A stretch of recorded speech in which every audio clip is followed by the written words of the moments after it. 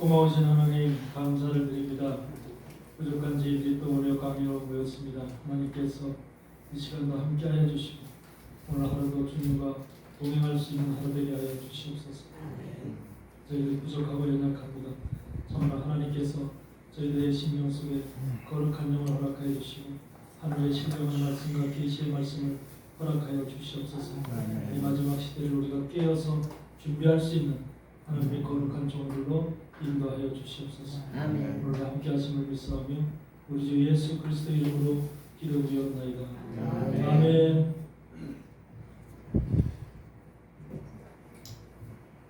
오늘도 날씨가 꽤 덥죠? 네. 와, 이거 웃긴다.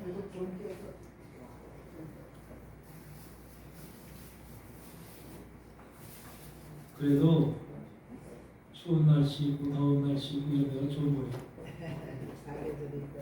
왜 그 덥든지 춥든지 그러면 사람이 살기가 좀 그렇잖아.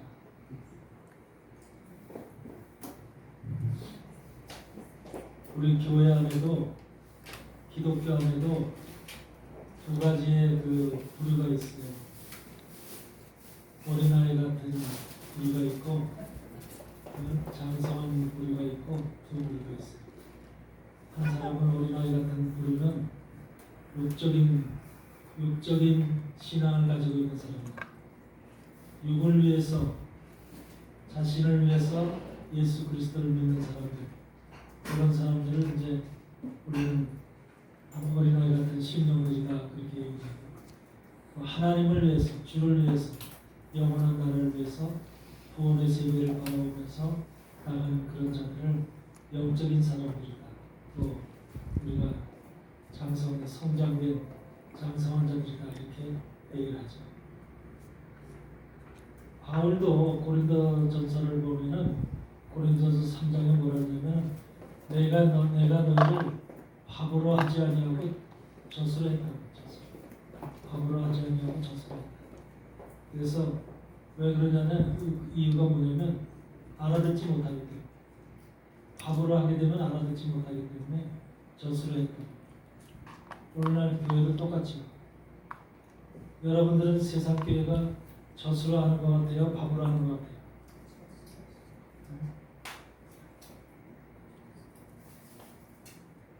현대 교회들이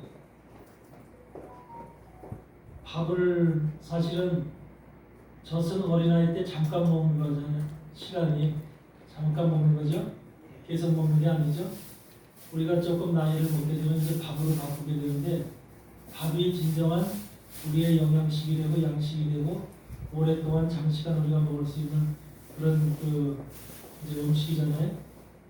그런데도 불구하고 기독교 역사가 2000년이 됐는데도 불구하고 우리는 계속해서 젖을 먹이는 이러한 지금 기독교의 이런 모든 시스템이 그렇게 구축되어 있다는 거예요. 그 젖을 먹게 되면 어린아이라고 했듯이 유럽의 교회가 다 무너지는 것이 바로 그래서 그렇죠. 어린아이가 지킬 수가 없죠. 마귀의 세력을, 악의 세력을 지킬 수가 없죠. 감당할 수가 없죠. 그 신학이 그렇게 발달했던 독일도, 마틴 루터가 나왔던 독일도 다 무너지고 아무것도 없죠. 유럽을 보면 참 뭐라고 말할 수가 없어요. 기독교의 모든 것이 출발했던 나라들이 지금은 완전히 그냥 기독교가 폐쇄되고 오히려 이슬람이 그 나라의 주인공이 돼서 이슬람 사람들이 전 인구의 절반 가까이가 되는 이런 세계로 바뀌면서 종교도 그렇고 시장도 그렇고 또 모든 사람들이 이슬람권이 되는 런던 시장도 요즘 이슬람인 거 알죠? 네. 영국의 런던 시장도 이슬람이에요. 그런 사람들이 그런 거대한 나라의 시장으로 당선될 그런 정도로 막강한 파워를 가지고 있다는 거예요. 그렇기 때문에 유럽이라는 나라는 지금 이슬람주의자들이 장악하고 있다 그렇게 시간이 갈수록 더 심각한 건데 이런 것이 계속해서 세계 속에서 이슬람 세력과 더불어서 이제 전통주의 신앙을 지키는 우리 같은 사람들은 참 어디 가서 정착할 곳이 없는, 있을 곳이 없는 이런 세상으로 우리는 내몰리고 있는 거죠. 그러니까 예수를 믿는 사람들이 성경에도 보면은 핍박을 받는다 그러죠. 너희들이 핍박을 받는데 너희가 핍박을 받으면 그 핍박은 바로 나를 핍박하는 것이다. 그렇게 말씀하셨듯이 우리는 이 세상 가운데서 특히 마지막 시대는 핍박을 받을 수밖에 없는 그 환경으로 몰려가게끔 되어 있습니다. 이것이 지금 우리 기독교가 처하는 환경이죠.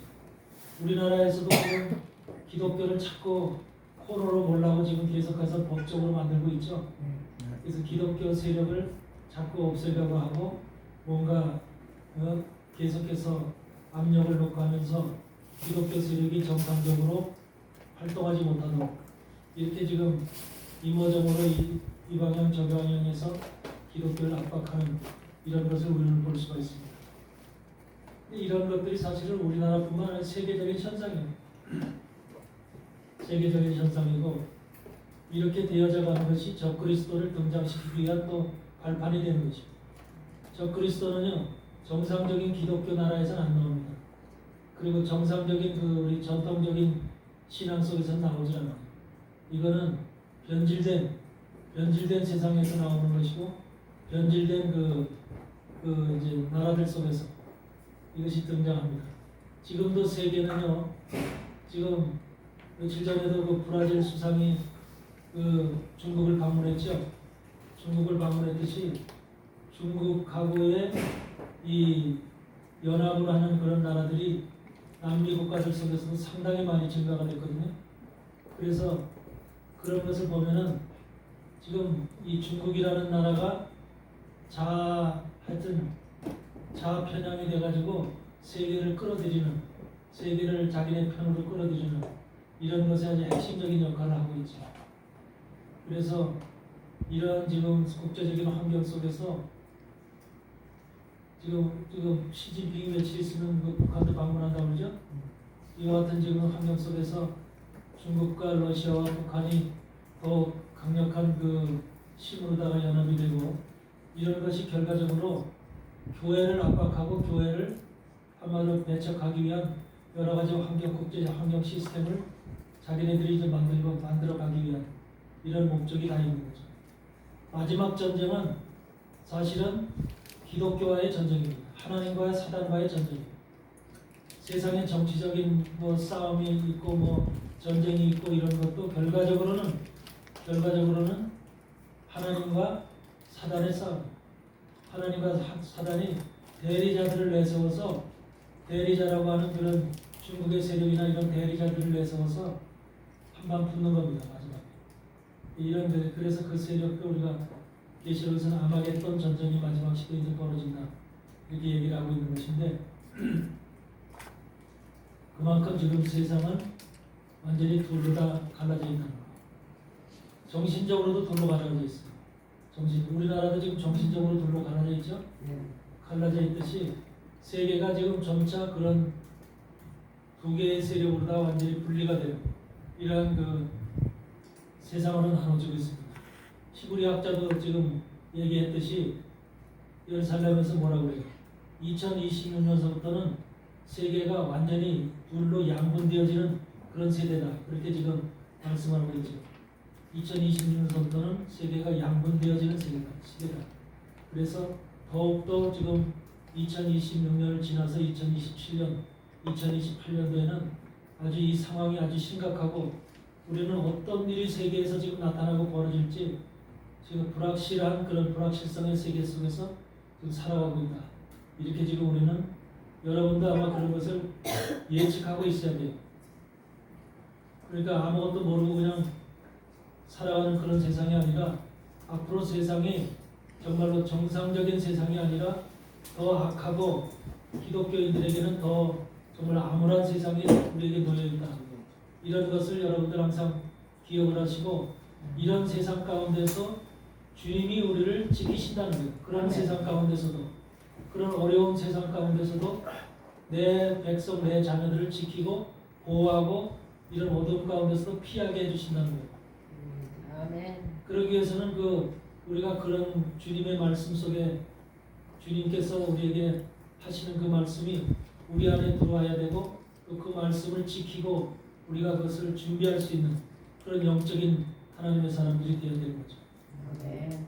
영적인 준비가 중요한 겁니다. 영적인 준비가. 그래서 우리가 만약에 영적인 준비가 전혀 안 돼 있고 앞으로 다가올 세상이 27년도, 28년도 이런 세상이 나에게 뭐 화려한 세상이다, 아름다운 세상이다 이렇게 꿈꾸면 절대로 안 돼요. 우리에게는 점점 더 한마디로 우리 나라라든지 또는 뭐 개인이라든지 가정이라든지 모두에게 어려움이 심해지면 심해졌지 더 좋아질 세상은 아니라는 거예요. AI가 지금 우리 엔비디아 사장이 지금 와서 있죠. 회장이 우리나라에 와서 지금 SK 하이닉스서부터 삼성 뭐 LG 다 만나고 있죠. 우리나라가 그만큼 세계 기술 주권을 지금 보유하고 있는 강력한 마지막 시대의 강력한 기술 강국으로다가 세계 속에 부강하고 있기 때문에 그것도 하나님의 뜻이에요. 전선아? 젠스너. 전선아. 네. 그래서 그런 것들이 왜 우리나라에 지금 집중적으로 옛날 같으면 상상도 못하는 거죠. 그런데 그런 사람들이 우리나라에 와서 삼겹살 파티를 열면서 각 곳을 돌아다니면서 회사의 회장들과 만나서 회담을 하고 있다는 이 사실은 지금 세계가 주목하고 있고 세계가 대한민국을 주목하고 있고 대한민국을 앞으로 어떻게 될 것인가 이런 것들이 강력하게 지금 한국을 향한 세계의 눈들이 있다는 거예요. 눈들이. 근데 이것은 하나님이 보시는 눈이에요. 하나님이 대한민국을 향해서 마지막 세우시는 계획이고 또 한국이 마지막에 이러한 계획 가운데 하나님의 일을 성취시켜야 되는 그 사명을 가진 사명의 나라라는 거예요. 이걸 분명히 한국에 있는 교회들과 하나님의 종들은 그 마음에 새겨야 됩니다. 아멘. 우연이 아니라는 거예요. 지금 세계 속에서 세상 속에서 이루어지는 모든 일들이 우연이 아니고 철저한 하나님의 계획 가운데서 이루어지는 거죠. 하나님이 세상을 운영하시기 때문에 모든 기업도 그렇고 국가도 그렇고 정치도 경제도 군사도 전부 다 하나님의 손에 의해서 움직이고 있다는 것. 이런 것을 우리가 안다면 철저히 모두가 하나에서부터 10까지 모든 것들이 전부 다 하나님이 지금 행하시고 계시다. 이런 것들 여러분들 기억하시면 됩니다. 그래서 우리가 누가복음 8장 마가복음 4장에도 있다시피 뭐라고 했어요? 숨겨진 것이 나타나지 않을 것이 없고 감추인 것이 드러나지 않을 것이 없다 그랬죠? 여태까지 감춰지고 숨겨진 그런 나라가 어디예요? 대한민국이에요. 대한민국. 감춰진 나라, 숨겨진 나라. 그래서 모든 나라가 대한민국이라는 이 조그만 반도를 기억함도 없고 생각함도 없고 전혀 알지 못했어요. 내가 미국에 1983년도에 미국에 갔을 때 참 창피하더라고. 왜 그러냐면 사람들이 모르는 거야. 코리아를 미국 사람들도 1983년도에 미국에 가니까 대한민국을 모르는 거예요. 그러니까 얼마나 우리 보고 그래 차이니즈냐, 자페니즈냐 그렇게 물어봐. 그래 나는 얼마나 자존심 상하겠어. 그 코리아가 어디다 코리아가 어디 있는 거네. 코리아가 어디 붙어 있네. 그런 식으로 질문을 하던 때가 80년도요. 결국 우리나라가 결국은 80년도, 88년도에 서울 올림픽을 치르고 나서 그때 조금씩 알려지기 시작했어요. 이와 같은 지금 우리나라의 현상이 감춰졌던 나라, 역사 속에서 5,000년의 역사 속에서 감춰지고 숨겨졌던 나라. 왜 그러냐면 하나님께서 마지막 시대에 사용할 나라는 철저하게 숨기시거든요. 드러나면 안 되기 때문에. 왜? 사단의 타켓이 돼버려요. 여기서 사단은 모든 사람들이 타켓이 되는 것들을 이렇게 딱 올려놓고 그것을 공격합니다. 그래서 중국이라든지 일본이라든지 이런 나라들은 결코 하나님이 쓰시는 나라가 될 수 없는 게 이미 역사 속에서 많이 드러났어. 외부 세계의 그런 나라들은 이미 드러나서 벌써 일본은 벌써 오래전서부터 서구 문명을 받아들여가지고 서구화가 돼 있었고 서구 사상이 들어가 있었고 그러므로 인해서 일본은 굉장히 발전할 수밖에 없었던 그런 것이 지금 일본의 그 모습이죠. 여러분은 한국에서 발견한 한국에서 새로 발견한 새로운 신소재 탄소섬이라는 거 아십니까? 탄소섬. 그냥 듣기만 했대. 보기만 했대. 탄소섬이라는 게 있는데 그거는 원래 세계에서 미국하고 일본밖에 못 만드는 나라야. 세계에서 두 나라밖에 못 만드는 섬이에요. 그 섬유가 뭐냐면 구체적으로 디테일하게는 뭐라고 설명할 수 없지만 그것이 뭐냐면 강철, 우리 쇳덩어리 강철보다도 그것이 하여튼 뭐 굉장히 강력한, 오히려 이 실 같은 것이 머리보다도 가늘한 실 같은 그런 탄소 섬유가 강철을 끌어올려. 자, 이 조그만 그런 탄소 섬유의 이 꾸러미가 자동차 몇 개를 들어올릴 수 있는 그 강력한 힘을 가지고, 그러면서 본체는 굉장히 가벼운 거예요. 그러니까 이런 것을 만들 수 있는 나라가 없어요. 영국도 못 만들고 프랑스도 못 만들고 독일도 못 만들어. 근데 이것을 한국이 만들어냈다는 거예요. 한국이 만들어내서 2021년도인가 그걸 생산을 해냈어. 그래가지고 지금은 세계 속에서 이제 한국의 탄소 섬유를 갖다, 그 탄소 섬유를 갖다 만드는 것이 뭐냐면 우주선 만들 때 탄소 섬유를 만들어요. 우주선을 만약에 세부치다 만들면은 무거워서 어떻게 날아가요? 무거워서. 근데 탄소 섬유를 만들면은 아주 가벼워. 아주 가볍고 이런 굉장히 강력해. 총알이 와도 뚫지를 못해. 그 정도로 강력한, 한마디로 섬유인데도 불구하고 그렇게 강력한 이런 것들을 만들어냈단 말이에요. 이게 유일하게 지금 한국이 발견하고 있는, 만들어낸 그런 물질이에요. 그와 같이 한국 사람들이, 그래서 미국도 그렇고 같은 나라에서 지금 연구진들이 한국이 어떻게 이런 것을 할 수 있느냐라고 하면서 굉장히 탐복해요. 한국이라는 나라에 대해서 이런 발견에 대해서 엄청나게 탐복을 하죠. 또 무기도 요새 무기도 요새 새로 만들어낸 무기가 있죠. 그 무기가 뭐냐면 총을 쏘거나 폭탄을 떨어뜨리거나 미사일을 쏘거나 해서 폭탄을 터뜨리고 불이 나서 이렇게 죽고 사람들이 이런 게 아니야.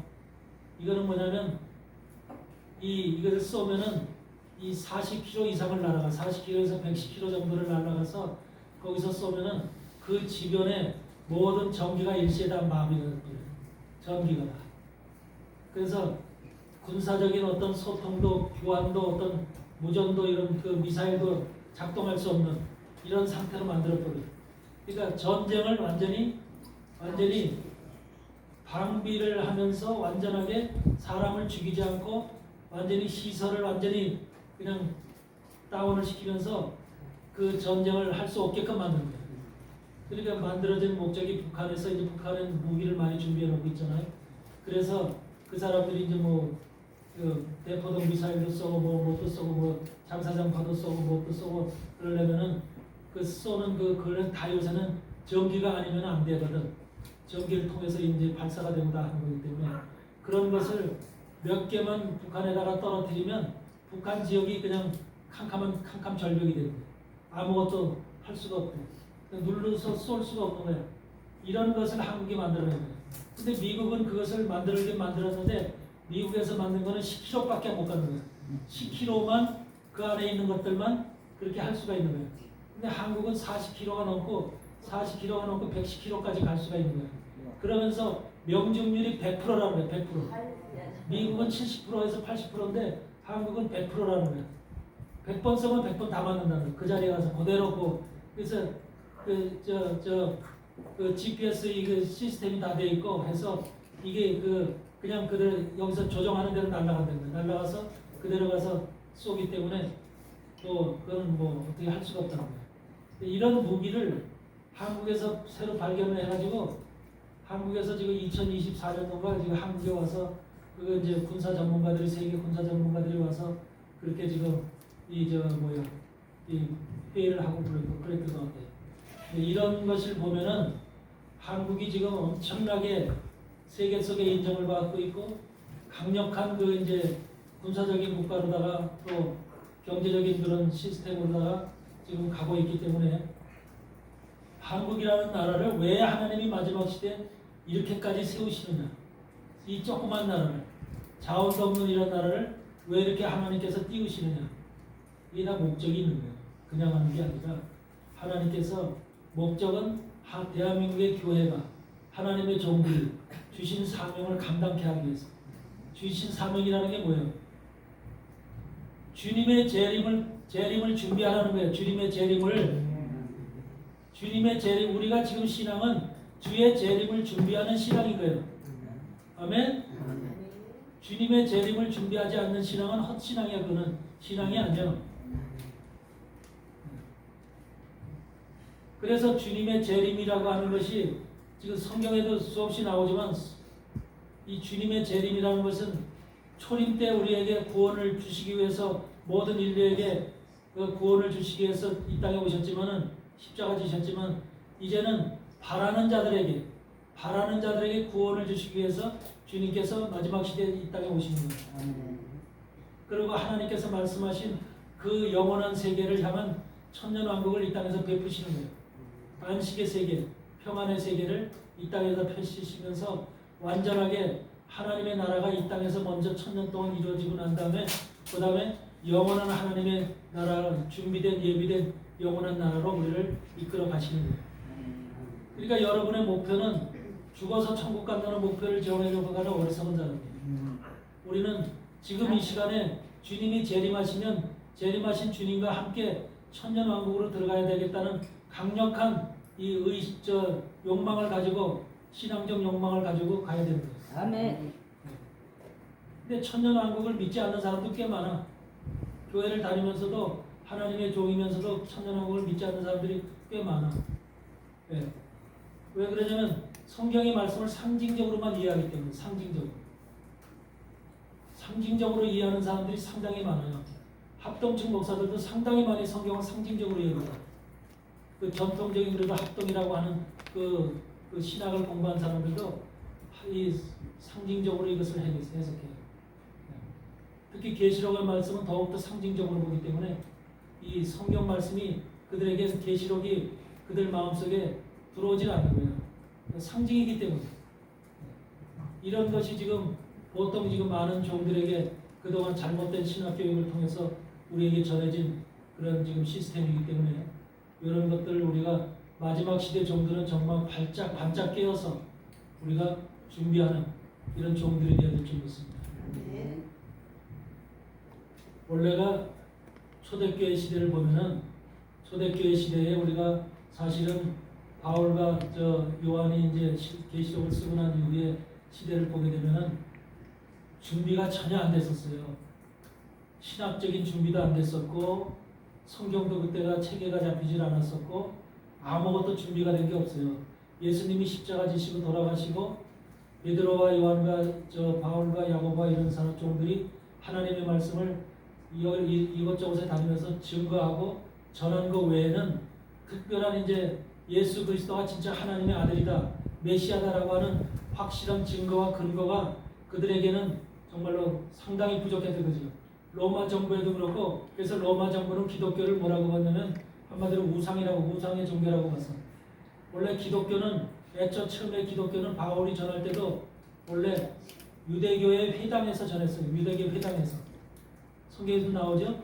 유대 회당에서 복음을 전했는데 이제 유대 회당에서도 유대교를 믿는 유대인들이 기독교의 종들을 예수 그리스도의 복음을 전하는 종들을 분리시켜서 그래 오지 못하게 내쫓았죠. 그래가지고서 유대교와 기독교가 분리되어지는 이런 상황이 바로 초대교회 시대에 이제 유대교로부터 기독교가 배척당하는 이런 것이 나타나게 되죠. 그것이 어느 시기 때서부터 그렇게 되냐면 원래 68년서부터 73년까지 제1차 유대 전쟁이 벌어져. 유대 반란군들이 전쟁을 벌이는데 이 반란군들의 전쟁이라는 것이 뭐냐면 바로 로마 군대하고 바로 유대 예루살렘에서 전쟁이 벌어지는데 그 전쟁이 바로 무슨 전쟁이냐면 로마 군대가 6월절날 이스라엘 예루살렘에서 이스라엘 백성들이 6월절 행사를 하는데 로마 군사가 그 안토니오 그 망대라고 하는 데가 있어.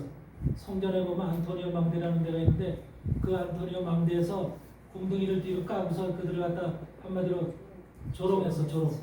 그래가지고 그것이 미끼가 돼가지고 그것이 원인이 돼가지고 수만 명이 죽고 사는 그런 한마디로 예루살렘에 거대한 전쟁이 발생. 그게 제1차 유대 전쟁이에요. 유대 반란 전쟁이 발생하게 되죠. 그러므로 인해서 그 전쟁을 통해서 많은 사람들이 죽고 그 전쟁을 물리치기 위해서 파송된 사람이 누구냐면은 네로 장군의 밑에 군대 장관이었던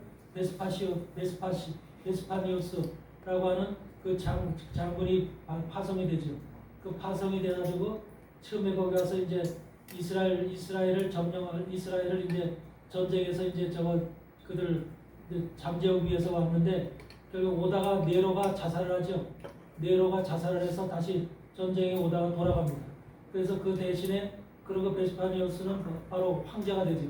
네로 다음에 황제가 되고 그 베스파니우스의 아들인 티투스가 바로 그 명령을 받고 예루살렘에 와서 바로 이스라엘을 완전히 초토화시켜 버리죠. 그럴 때 바로 AD 70년에 이스라엘 백성들이 전 세계로 흩어지는 것이 그 사건을 계기로 해서 흩어지거든요.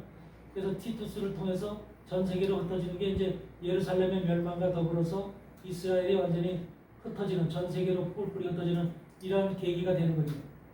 그러니까 제1차 유대 반란 전쟁을 통해서 결과적으로 AD 70년에 티투스가 그런 것을 이제 예루살렘을 멸망시키면서 이스라엘은 이제 한마디로 그 땅에서 없어지는 이러한 사건이 벌어지게 되는 거거든요. 이 사건을 통해서 결과적으로 모든 기독교인들과 유대인들은 한마디로 완전히 이제 분리가 되죠. 세퍼레이트가 돼가지고 더 이상 이제 하나가 될 수 없는 이런 관계로 신앙적으로도 그렇고 이제 예배적으로도 그렇고 회당에서 예배드렸던 기독교인들이 바울과 같은 사람들이 이제 전혀 회당에 들어갈 수 없는 이런 입장이 되어 있는 거죠. 유대인의 회당은 지금까지도 존재하잖아요.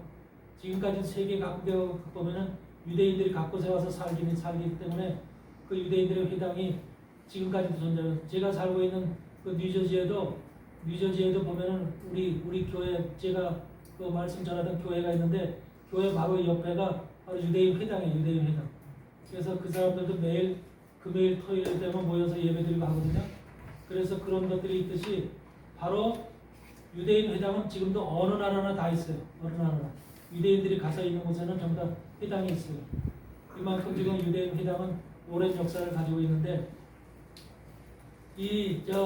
티투스의 그 사건을 통해서 예루살렘이 파괴되고 이스라엘이 전 세계로 흩어지고 난 다음에 그 다음에 나타나는 왕이 바로 누구냐면은 티투스 도미티아누스가 바로 티투스의 동생으로서 황제가 되거든요. 도미티아누스가 황제가 되고 그 도미티아누스가 황제가 되고 나서 그 사람은 뭐가 되길 원했냐면 자기가 신이 되길 원했어. 황제가 신이 되고 그래서 자기가 죽을 때쯤 돼서 뭐라 그러냐면 나는 이제 로마 정부는 로마에서는 죽은 황제를 신으로 모시는 그것이 습관화되어 있어. 죽은 황제를 신으로 모시는. 그러니까 신이 많지 그러니까 신이 많아. 거기 로마에는 신이 많아. 근데 로마 정부에서 원하는 신을 믿지 않는다고 해서 기독교인들을 바로 우상을 섬기는 종교다. 그렇게 한마디로 기독교를 우상을 섬기는 종교라고 이렇게 했는데 이제 도미티아누스가 죽고 난 다음에 자기를 신으로 섬기고 내가 신이 되었다. 신이 될 것이다. 나는 이렇게 이제 한마디로 자기 죽기 전에 그런 말을 하고 죽었다는 거예요. 그러면서 이 도미티아누스 다음에가 트라이아누스인데 트라이아누스라는 황제가 등장을 하는데 트라이아누스 때 바로 누가 순교를 당하냐면은 사도 요한의 제자 폴리카프노스 폴리캅이라고 있죠. 폴리캅이라는 사람이 트라이아누스 황제 때 순교를 당하죠. 하면서 화형을 당해요. 화형. 그만큼 해서 그 시대에서부터는 이제 굉장히 기독교에 대한 탄압이 엄청나게 세죠. 원래 네로 장군 때, 네로 황제 때 이미 로마에 대형 화재가 발생하는데 그 화재의 책임을 이제 누구한테 네로 황제가 찾다가 기독교인들한테 그걸 책임을 전가해서 기독교인들이 로마 화재의 주인공이다, 불을 낸 주인공이 이렇게 해가지고 기독교가 탄압을 받기 시작한 거예요.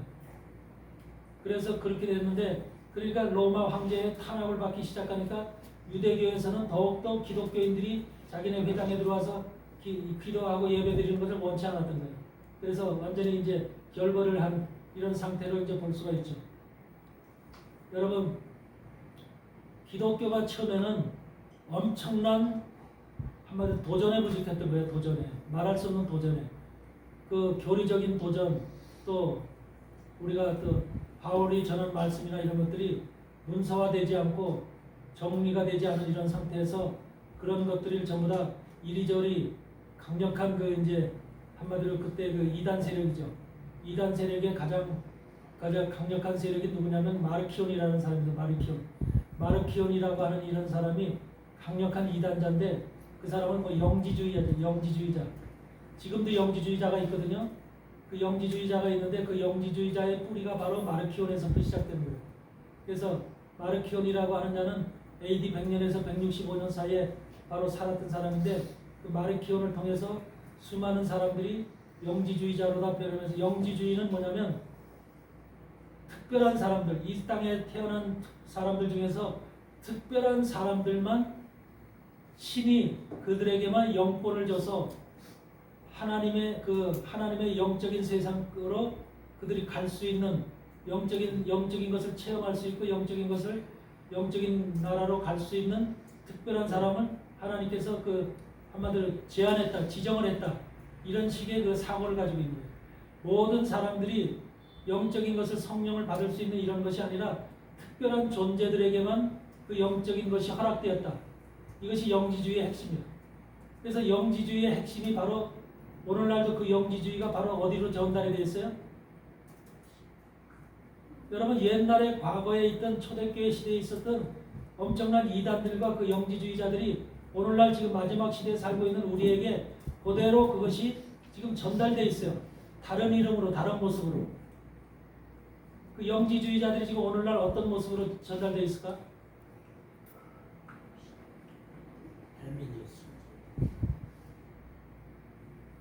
첫째는 1400년대에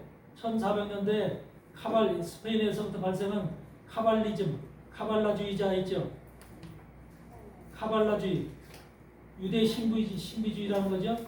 카발라주의라는 것으로부터 시작을 해서 그것이 오늘날은 엘리트 그룹, 세계를 지도하는 엘리트 그룹들이죠. 엘리트 그룹들은 전부 다 영지주의자들이죠. 엘리트 그룹들. 그러니까 적그리스도를 생산하고 적그리스도를 만들어내고자 하는 그 세력들이 있거든요. 적그리스도를 만들어내는 세력들. 그런 세력들은 전부 다 영지주의자들이에요. 영지주의자들. 그래서 그들을 자기네들이 엘리트라고 그러는 거예요. 스스로 엘리트. 인간들 속에는 신이 선택한 엘리트 그룹이 있다는 거예요. 엘리트 그룹이. 그리고 노예와 같은 그런 노예 그룹이 있고 엘리트 그룹이 있다는 거야. 그래서 엘리트 그룹만이 신과의 접촉이 가능하고 그 신과의 접촉이 가능한 그런 자들이 결과적으로 오늘날 엘리트 그룹이라고 해서 세계 정부주의자들입니다. 세계 정부주의자들. 그러니까 지금 세상을 다스리는 정치, 경제, 군사 모든 것을 다스리는 자들이 세계 정부주의자들이잖아요. 세계 정부주의자들. 유엔을 비롯해서 지금 EU 공동체서부터 미국을 비롯해서 핵심적인 정권 세력들이 전부 다 엘리트 그룹이면서 세계 정부주의자들이거든요. 이 세계 정부주의자들이기 때문에 이들에 의해서 세계가 운영되고 있는 것이고 경제 시스템이 만들어가고 있는 것이고 모든 AI 시대도 다 이들에 의해서 지금 조정되고 움직여가고 있는 시스템 자체가 전부 다 이 세계 정부주의자들. 그러니까 그들의 영적인 것을 보면은 전부 다 영지주의성을 가지고 있는 자들, 영지주의성. 그만큼 영지주의라는 것은 그 오랜 시간권 2000년 이상을부터 이 땅에 존재해 오면서 그 뿌리를 내리고 있는 강력한 세력이 바로 영지주의자죠. 그 중에서 지금 영지주의성을 물려받고 있는 그 대표적인 것이 카톨릭이에요. 카톨릭이 영지주의성을 물려받아가지고 카톨릭의 교황서부터 사제서부터 카톨릭의 모든 이 그 권한을 가지고 있는 권력을 가지고 있는 이 세력들은 거의 다 영지주의성을 소유하고 있다는 거죠. 그래서 그것이 바로 이제 우리 계시록에서 얘기하는 계시록 에베소 교회하고 버가모 교회에서 얘기했던 니골라당의 교훈, 니골라당의 행위, 니골라당의 행위, 니골라당의 교훈이라는 말이 있죠. 그렇죠? 계시록에 왜 그런 교회사 속에 그런 말이 나오냐면 그것이 바로 이제 지금도 개신교 안에 그런 세력들이 존재하지만 원래는 카톨릭을 통해서 얘기하는 것인데 그것이 뭐냐면 니골라당이라고 하는 것은 니골라라는 말 자체가 백성을 지배한다라는 말이죠. 백성을 지배한다. 그러니까 백성을 지배하는 세력들, 백성을 지배하는 세력이 이미 에베소 교회와 버가모 교회에 이미 존재했다는 거죠.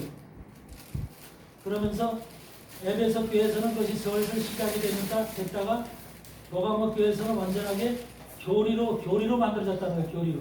버가모 교회. 여러분 버가모 교회가 만들어진 것이 언제예요? 버가모 교회가 언제부터 시작이 돼요? 313년서부터죠. 313년서부터 539년까지가 버가모 교회 연도거든요. 그러니까 그때는 교회가 항상 콘스탄티누스 대제에 의해서 황제에 의해서 교회가 로마의 국교로 받아들여진 게 314년이죠. 313년이 되면서 그때서부터 교회 체제가 만들어지죠. 교회 체제가 만들어지면서 그 니케아 공회를 통해서 캘커탄 공회를 통해서 공의회라는 것이 로마 교회를 중심으로 해서 교회에서 공의회라는 것들이 만들어지면서 교리가 만들어지고 이제 시스템이 만들어져 가죠. 이것이 313년에서 539년에 체계가 완성이 되죠. 이름으로 인해서 바로 모든 교회사가 이제 준비가 되는 거죠. 교회사가 시스템이 모든 것들이 만들어지는데 이것이 바로 그 시대 버가모 교회 시대의 교훈으로 만들어지는 거죠.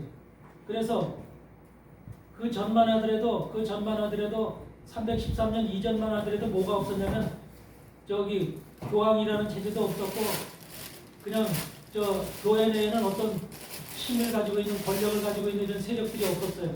단지 뭐냐면 로마 감독 또는 뭐 우리 콘스탄티노플 감독 이렇게 감독제로 다 있어요. 감독제. 근데 감독이 교황제로 바뀌게 된 것이 539년 이후라 그레고리우스 교황 때서부터 정식으로 교황이라는 이름으로 만들어져서 교황이라고 하는 타이틀이 붙게 된 거예요. 교회의 황제라는 타이틀. 그 이전에는 313년 콘스탄티누스 대제 이전에는 교황이라는 이름이 없어서 감독 그냥 사제, 주교 이런 식으로만 있었는데 이런 것들이 이제 완전히 이름이 바뀌어서 교황 그 밑에 주교 뭐 사제 이런 식의 완전히 이제 감독과 이런 체제가 교회 체제가 완전히 이제 권력적인 이름을 통해서 완전히 체계가 잡혀지게 되는 이런 상황이 벌어지게 되죠. 예. 그래서 이런 것들이 시스템적으로 이렇게 쭉 시대를 통해서 만들어지게 되는 거죠. 그래서 원래가 안디옥 교회의 감독이었던 이레니우스라는 사람이 있어요. 이레니우스라는 사람이 교회가 너무 313년 이전에는 뭐냐면 어떤 이 사람도 그냥 뭐 몬타니우스도 나오고 또 몬타니우스도 나오고 또 마르키온도 나오고 이런 이단자들이 등장하고 각가지의 설들이 막 퍼져 나오니까 이제 한마디로 말하면 교회가 체계를 잡아야 된다. 체계 있는 교회로 만들어야 된다. 이런 이레니우스의 제기에 의해서 감독이라는 이름, 또 장로라는 이름, 집사라는 이름 이런 것들이 처음으로 탄생해요. 교회에다 이런 직책을 두고 이런 직제를 두고 이런 사람들을 세워야 되지 않느냐 이런 것들이 등장이 돼요. 그래서 이레니우스에서 최초로 감독, 장로, 집사라는 그 이름이 등장이 됨으로 인해서 바로 313년 이전에는 그런 이름만이 존재했었어요. 그런데 이제 정식적으로 313년 이후가 돼서부터는 이제 정식으로 교회의 모든 것들이 체계가 잡혀지면서 여러분 구약 성서는 AD 90년 얌미아회라고 하는 곳에서 구약 성경이 만들어져요. 구약 성경의 체계가 만들어져요. 지금 여러분들이 보고 있는 구약 성경의 체계가 AD 90년의 얌미아라는 것이 뭐냐면 오늘날로 얘기하면 이스라엘의 요빠지요. 요빠가 뭐예요? 그 현재 이스라엘의 수도인 텔아비브예요. 텔아비브가 요빠요. 이스라엘의 수도가 텔아비브에 있죠. 그 수도인 텔아비브가 바로 요빠예요. 요빠. 근데 요빠가 그걸 옛날에 얌미아라고 해요. 그래서 그 속에서 거기서 얌미아회라고 해서 AD 90년에 바로 이런 구약 성경이 완성이 되죠. 그 다음에 신약 성경은 313년에 콘스탄티누스에 의해서 기독교가 로마에 받아들여지고 난 이후에 367년에 나세르라고 하는 지금의 나세르가 어디면 나사렛을 얘기해. 나사렛 지역, 예수님이 태어났던 나사렛 지역, 살았던 나사렛 지역이 나세르인데 그 나세르라고 하는 곳에서 바로 뭐가 되냐면 이 367년에 신약 성경이 정경화돼요. 신약 성경이. 그래서 구약보다 신약 성경은 300년이나 250년, 300년이 늦게 바로 정경화되기 때문에 이전까지 그 전까지만 해도 성경을 놓고 가지각색의 사람들이 이런 사람들 저런 사람들이 등장하면서 하나님의 말씀은 이런 것이다 저런 것이다 온갖 분란과 한마디로 서로 싸움들이 이단들이 등장하면서 서로 싸움들이 막 생겼던 거예요. 그렇잖아요. 정식적인 어떤 그런 교리가 딱 정해져 있지 않으니까 그런 것들이 이제 막 분란이 막 생긴 거죠. 지금 우리가 얘기하는 여러분들 교회에서 예배드리기 전에 사도신경 하잖아요. 그 사도신경이 언제서부터 공식화됐어요? 사도신경이 공식화된 것이 원래 사도신경은 원래 이 니케아 공회에서 만들어졌어요. 니케아 공회에서 325년도에 사도신경이 만들어졌는데 왜 그러냐면 교회가 공식적으로 선포해야 될 교회의 신앙 고백이 있어야 되겠다. 왜? 중구난방이니까. 여기선 이렇고 저기선 저렇고 중구난방이다 보니까 그걸 어떤 체계화시키기 위해서 사도신경이라는 것을 만들게 된 거예요. 그래서 그렇게 했는데 그것이 그렇게 만들어졌어도 그것을 실질적으로 행한 교회가 별로 없었어. 별로 없었고 사도신경을 이렇게 자기 예배 시간에 그걸 선포하는 그런 교회들이 거의 없었고 소수의 교회만 그것을 했어요. 그런 관계에서 언제 AD 800년에 AD 800년도에 보면은 누가 등장하냐면 샤를마뉴 대제가 등장해. 샤를마뉴 대제. 지금의 독일이죠. 독일이 원래 독일의 샤를마뉴 황제죠. 샤를마뉴 황제가 전 이탈리아서부터 유럽을 전체를 한마디로 정복을 해서 샤를마뉴 대제가 황제가 통치하고 있었을 때 샤를마뉴 대제가 바로 AD 800년에 정식적으로 교회를 통해서 기독교 세력을 통해서 유럽을 하나의 유럽으로 만들어야 되겠다. 통치 세력으로 만들어야 되겠다라고 하는 이런 구상을 가지고 유럽의 모든 교회들은 신앙 고백을 사도신경의 신앙 고백을 해라라고 하는 법적으로 그것을 샤를마뉴 대제가 명령을 한 거예요.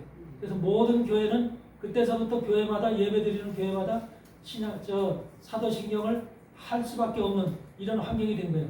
그래서 AD 800년 샤를마뉴 대제에 의해서 여러분들 지금 하고 있는 그것이 지금 사도신경이 그때서부터 정식적으로 해오게 됩니다.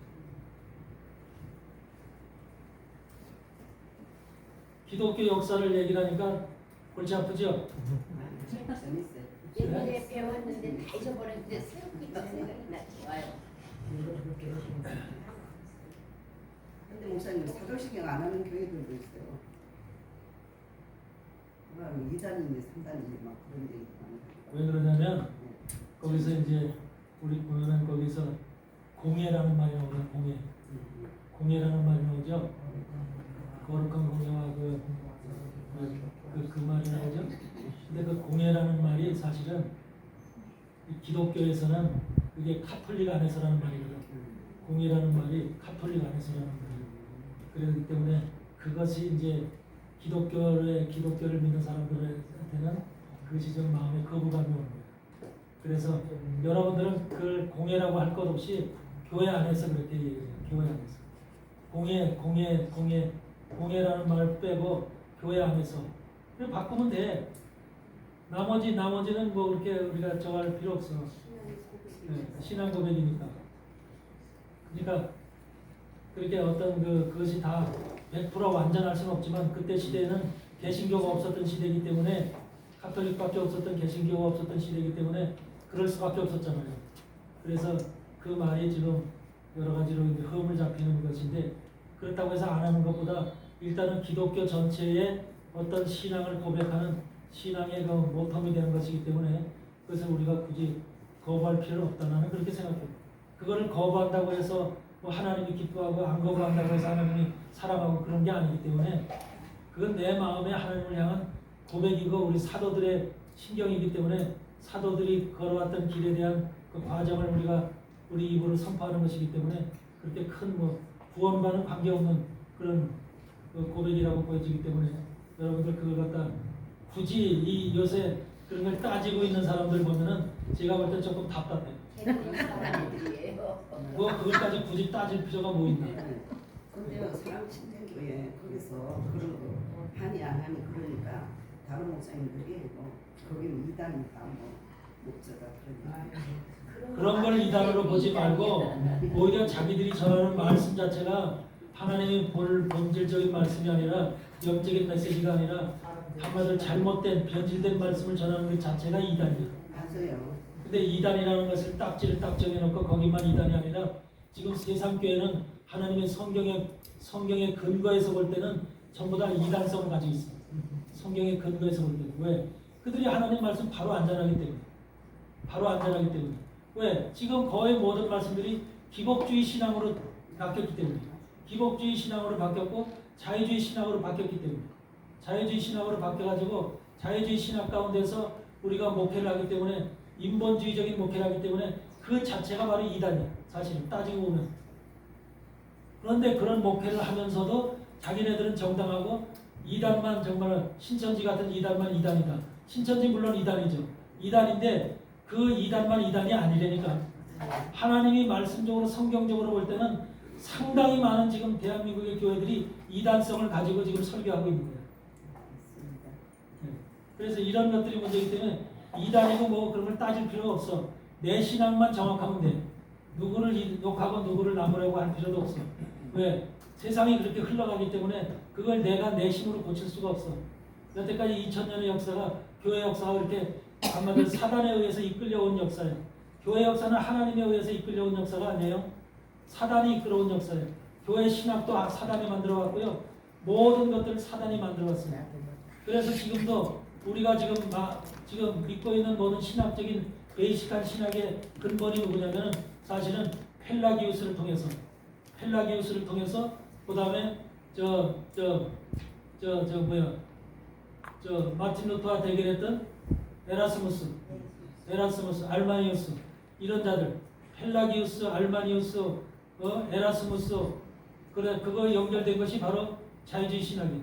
신라 에르마를 통한 자유주의 신학이 연결되어서 오늘날 계속해서 모든 교회를 점령하고 있는 신학적 배경이 전부 다 그런 신학이기 때문에 사실은 펠라기우스는 누구하고 신학적 논쟁을 한 사람이요?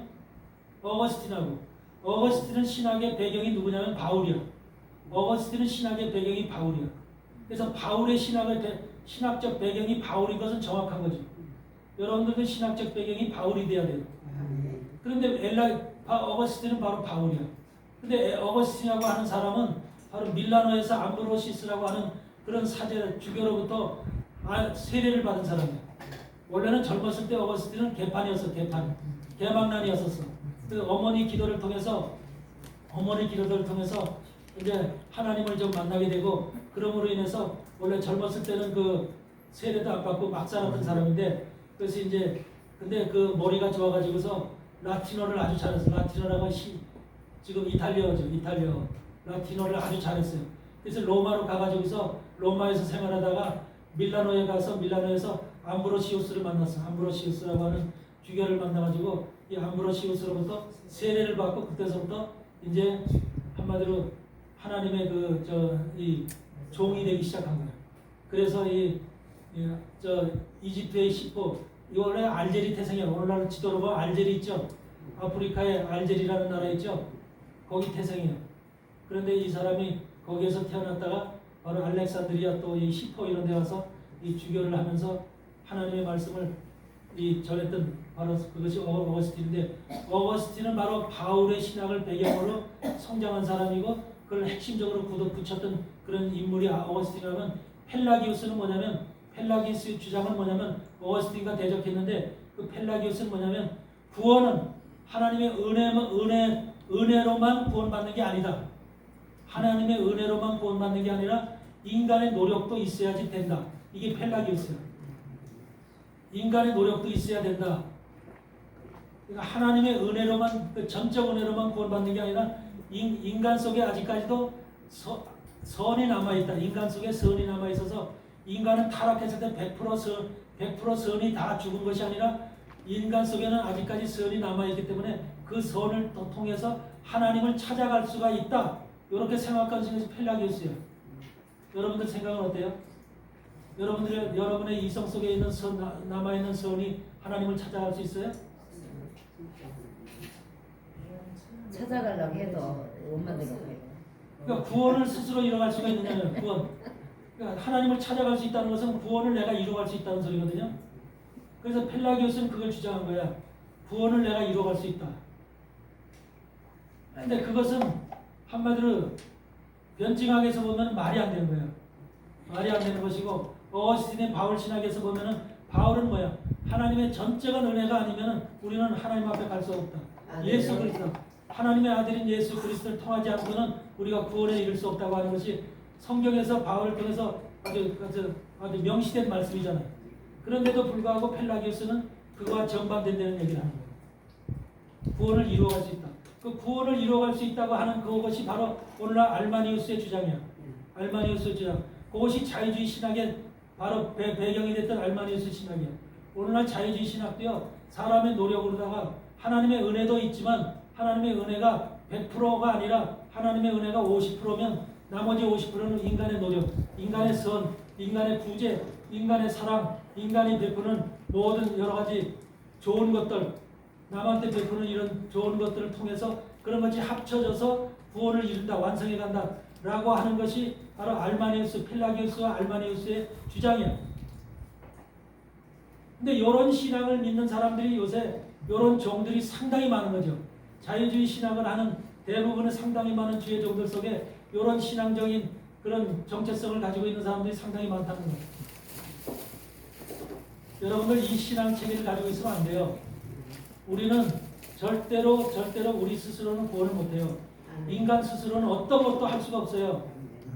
우리는 절대하게 우리가 범죄했을 때 창세기 3장에 우리가 범죄하고 타락했을 때 이미 우리 인간의 이성은 죽은 거예요. 인간의 이성은 죽어서 더 이상 우리로서는 하나님 앞에 갈 수 없고 하나님을 향해서 찾아갈 수가 없는 이러한 존재로 다 우리는 변질이 돼버린 거예요. 그렇기 때문에 우리는 더 이상 그래서 하나님이신 그분이 육신을 입고 이 땅에 오셔서 피를 흘릴 수밖에 없었던 것이 바로 그러한 우리가 하나님 앞에 돌아갈 수 없는 우리를 회복하고 되돌리게 하기 위해서는 자신이 올 수밖에 없었던 거예요. 자신 스스로가. 우리를 창조하신 그분 스스로가 이 땅에 오셔서 자기 피를 흘려서 그 피를 받고 영접하고 그 피를 수용하고 그 피로 인해서 제사함을 받은 사람들은 하나님 앞에 우리가 구원의 길로 회복할 수 있다는 이런 것을 믿음을 통해서만 받을 수 있다는 이런 신앙적 정체성을 우리에게 주시기 위해서 이렇게 오신 것이 주님이랍니다. 그렇기 때문에 주님은 바로 하나님 자신인 거죠. 우리를 창조하신 여호와 하나님이 바로 예수 그리스도인 거예요. 아멘. 믿습니까? 아멘. 그런데 아리우스라고 하는 사람이 있어. 아리우스라고 하는 사람. 이 아타나시우스라고 하는 사람이 하고 바로 신학적 논쟁을 치열하게 한 사람인데 아리우스라고 하는 사람은 뭐라 그래? 예수님은 신인데 신이라고 하는 그분이 어떻게 육체를 입고 이 땅에 오느냐?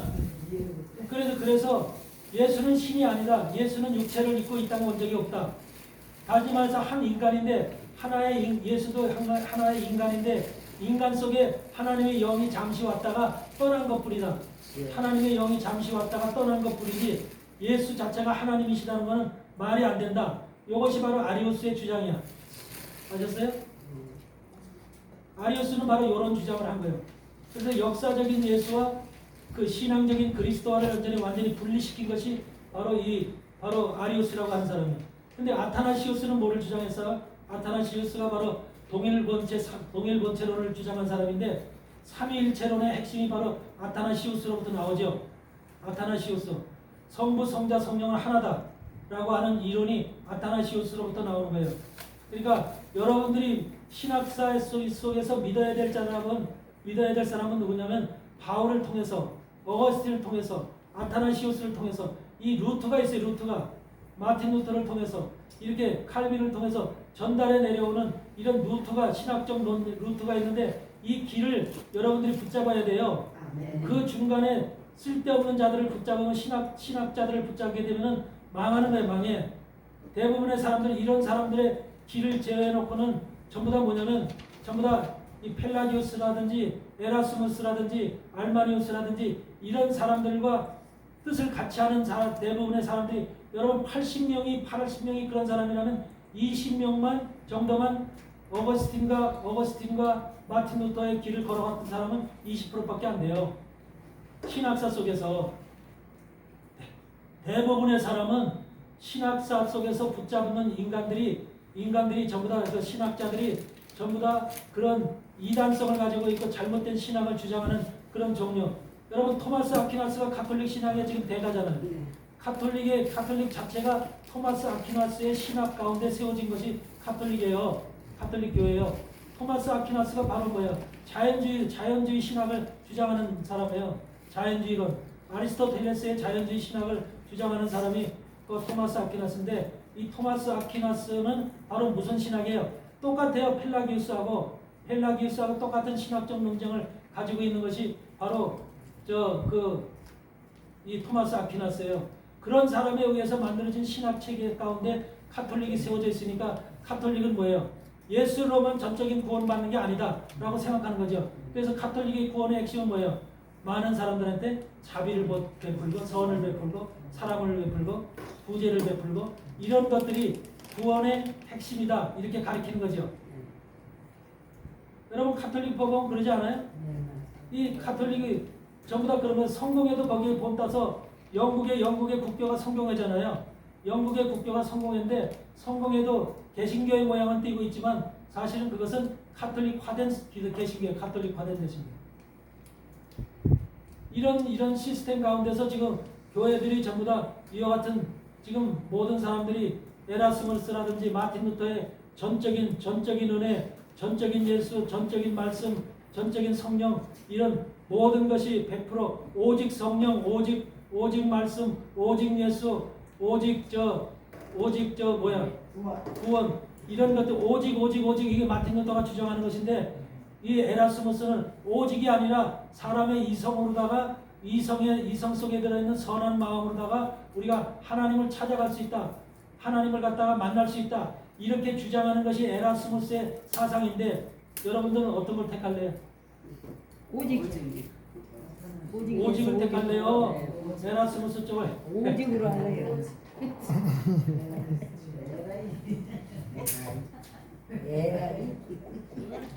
오직.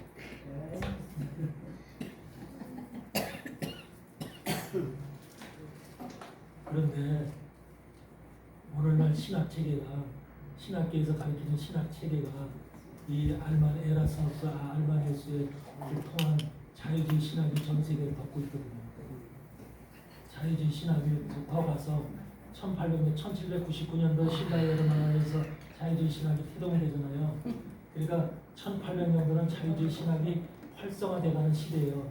1800년도 그리고 1900년도는 그것이 체계를 잡아가지고 온 세계가 자유주의 신학으로 뿌리를 바꿔서 이제 성장하는 단계예요. 우리나라에서 자유주의 신학의 핵심적인 교단이 바로 기독교 장로회잖아요. 기독교 장로회. 장로교에서는 기독교 장로회. 한신대학 있죠? 네. 한신대학이 바로 기독교 자유주의 신학의 핵심 본 고장이지, 본고장. 그러면서 그 장로교를 빼놓고 뭐예요? 오순절 교단이 자유주의 신학의 핵심이잖아요. 이런 쪽으로다가 모든 것이 발전이 되어 온 거잖아요. 그래서 자유주의 신학이 지금은 1945년도 모든 2차 대전이 끝나고 세계가 우리나라도 독립하고 이제 모든 것이 발전해 나가고 세계가 변화돼 나갈 때 세계 속에는 무슨 이제 사회주의 신학이라는 것도 생기고 또 뭐 여러 가지 여러 가지 신학이 생겨요. 그러면서 포스트 모더니즘 신학과 포스트 모더니즘 신학이란 이런 것들이 현재는 포스트 모더니즘 신학이죠. 우리가 살아가고 있는 이 시대는 포스트 모더니즘 신학이에요. 그걸 다른 말로는 에큐메니즘 신학이라고 그러죠. 에큐메니스트라고 그러죠. 에큐메니즘이라고 얘기를 하는데 이런 신학이 지금 오늘날 사회복음이라는 소리예요. 사회복음이라는 에큐메니라는 사회복음이라는 말인데 그런 말이 뭐냐면 인간이 사회를 변화시킬 수 있다. 인간이 사회를 변화시킬 수 있다. 인간이 여러분 교회가 세상 속의 복음을 전해서 그 세상을 변화시킬 수 있다라고 생각하는 게 사회복음이에요. 여러분 세상 변화시킬 수 있어요? 근데 그걸 다 주장하잖아요. 근데 집 안에서 우리 아들 상무님은 집 안에서 세상을 모든 것을 변화시킨다고. 제거하는 그런 그러니까 안 좋은 분위기 그게 우리가 얘기를 들을 때는 그럴듯하게 들려. 보셨어요? 그럴듯하게 들리고 그래 그렇지 우리가 사회를 기독교 복음을 다 전파해서 변화시켜야지 이런 생각도 들어. 그거는 인간이기 때문에 이성을 가진 인간이기 때문에 다 생각을 해. 그런데 세상은 하나님의 주관 아래 있어. 아멘. 하나님의 손에 의해서 운영되고 있고 아멘. 그렇기 때문에 사람의 힘으로 암만 뭐를 해도 되지는 않는 거예요. 그렇다면 유럽이 신학이 무너지질 않고 교회가 무너지질 않았어요. 그런데 그렇기 때문에 우리는 사람의 힘으로 할 수 있는 게 있고 하나님의 힘에 의존해야 될 것이 있어. 사람의 힘에 의존하는 것은 뭐냐면 우리가 뭐냐면 하나님이 원하시는 사람의 힘이라는 것은 뭐냐면 성령의 사람이 우선되라는 거예요. 성령의 사람이 되고 말씀의 사람이 되는 거예요. 그게 우선이 돼서 그걸 바탕으로다가 우리가 세상에 나가서 좋은 일을 하고 선을 베풀라는 거예요. 성령의 힘으로 성령의 능력으로 선을 베풀라는 거 합니다. 네.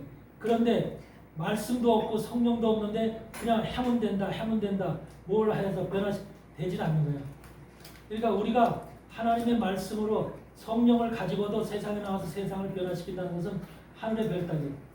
여러분들 말씀을 전하면 누가 받아들입니까? 세상 믿지 않는 사람들이 교회 나가서 말씀 전한다면 받아들이는 사람 있어요? 혹가다 있을 수는 있지만 극히 드문 거예요. 지금 세상은 그만큼 우리의 생각 속에 우리를 잡고 있는 것은 세력은 사단이 우리의 생각 속에서 가득 잡고 있죠.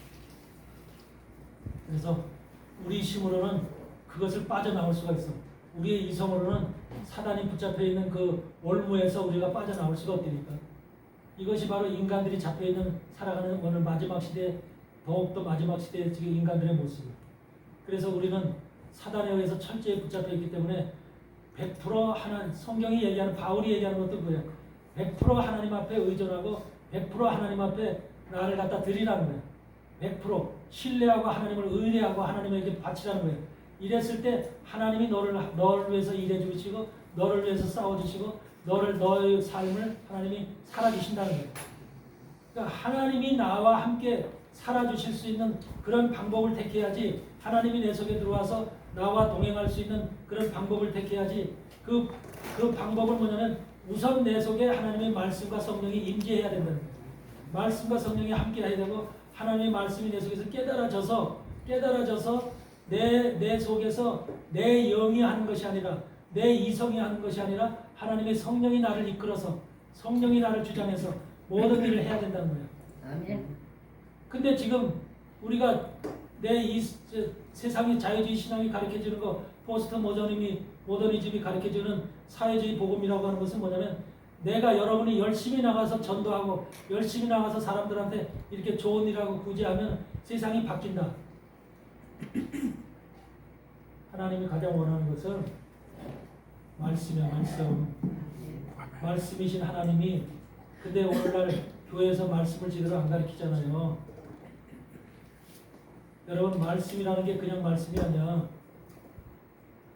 아타나시오스가 삼위일체를 주장을 했지만 대부분의 사람들은 삼위일체라는 것도 요새 많은 주의 정도에서 삼위일체 자체를 부인하는 정도 있어요.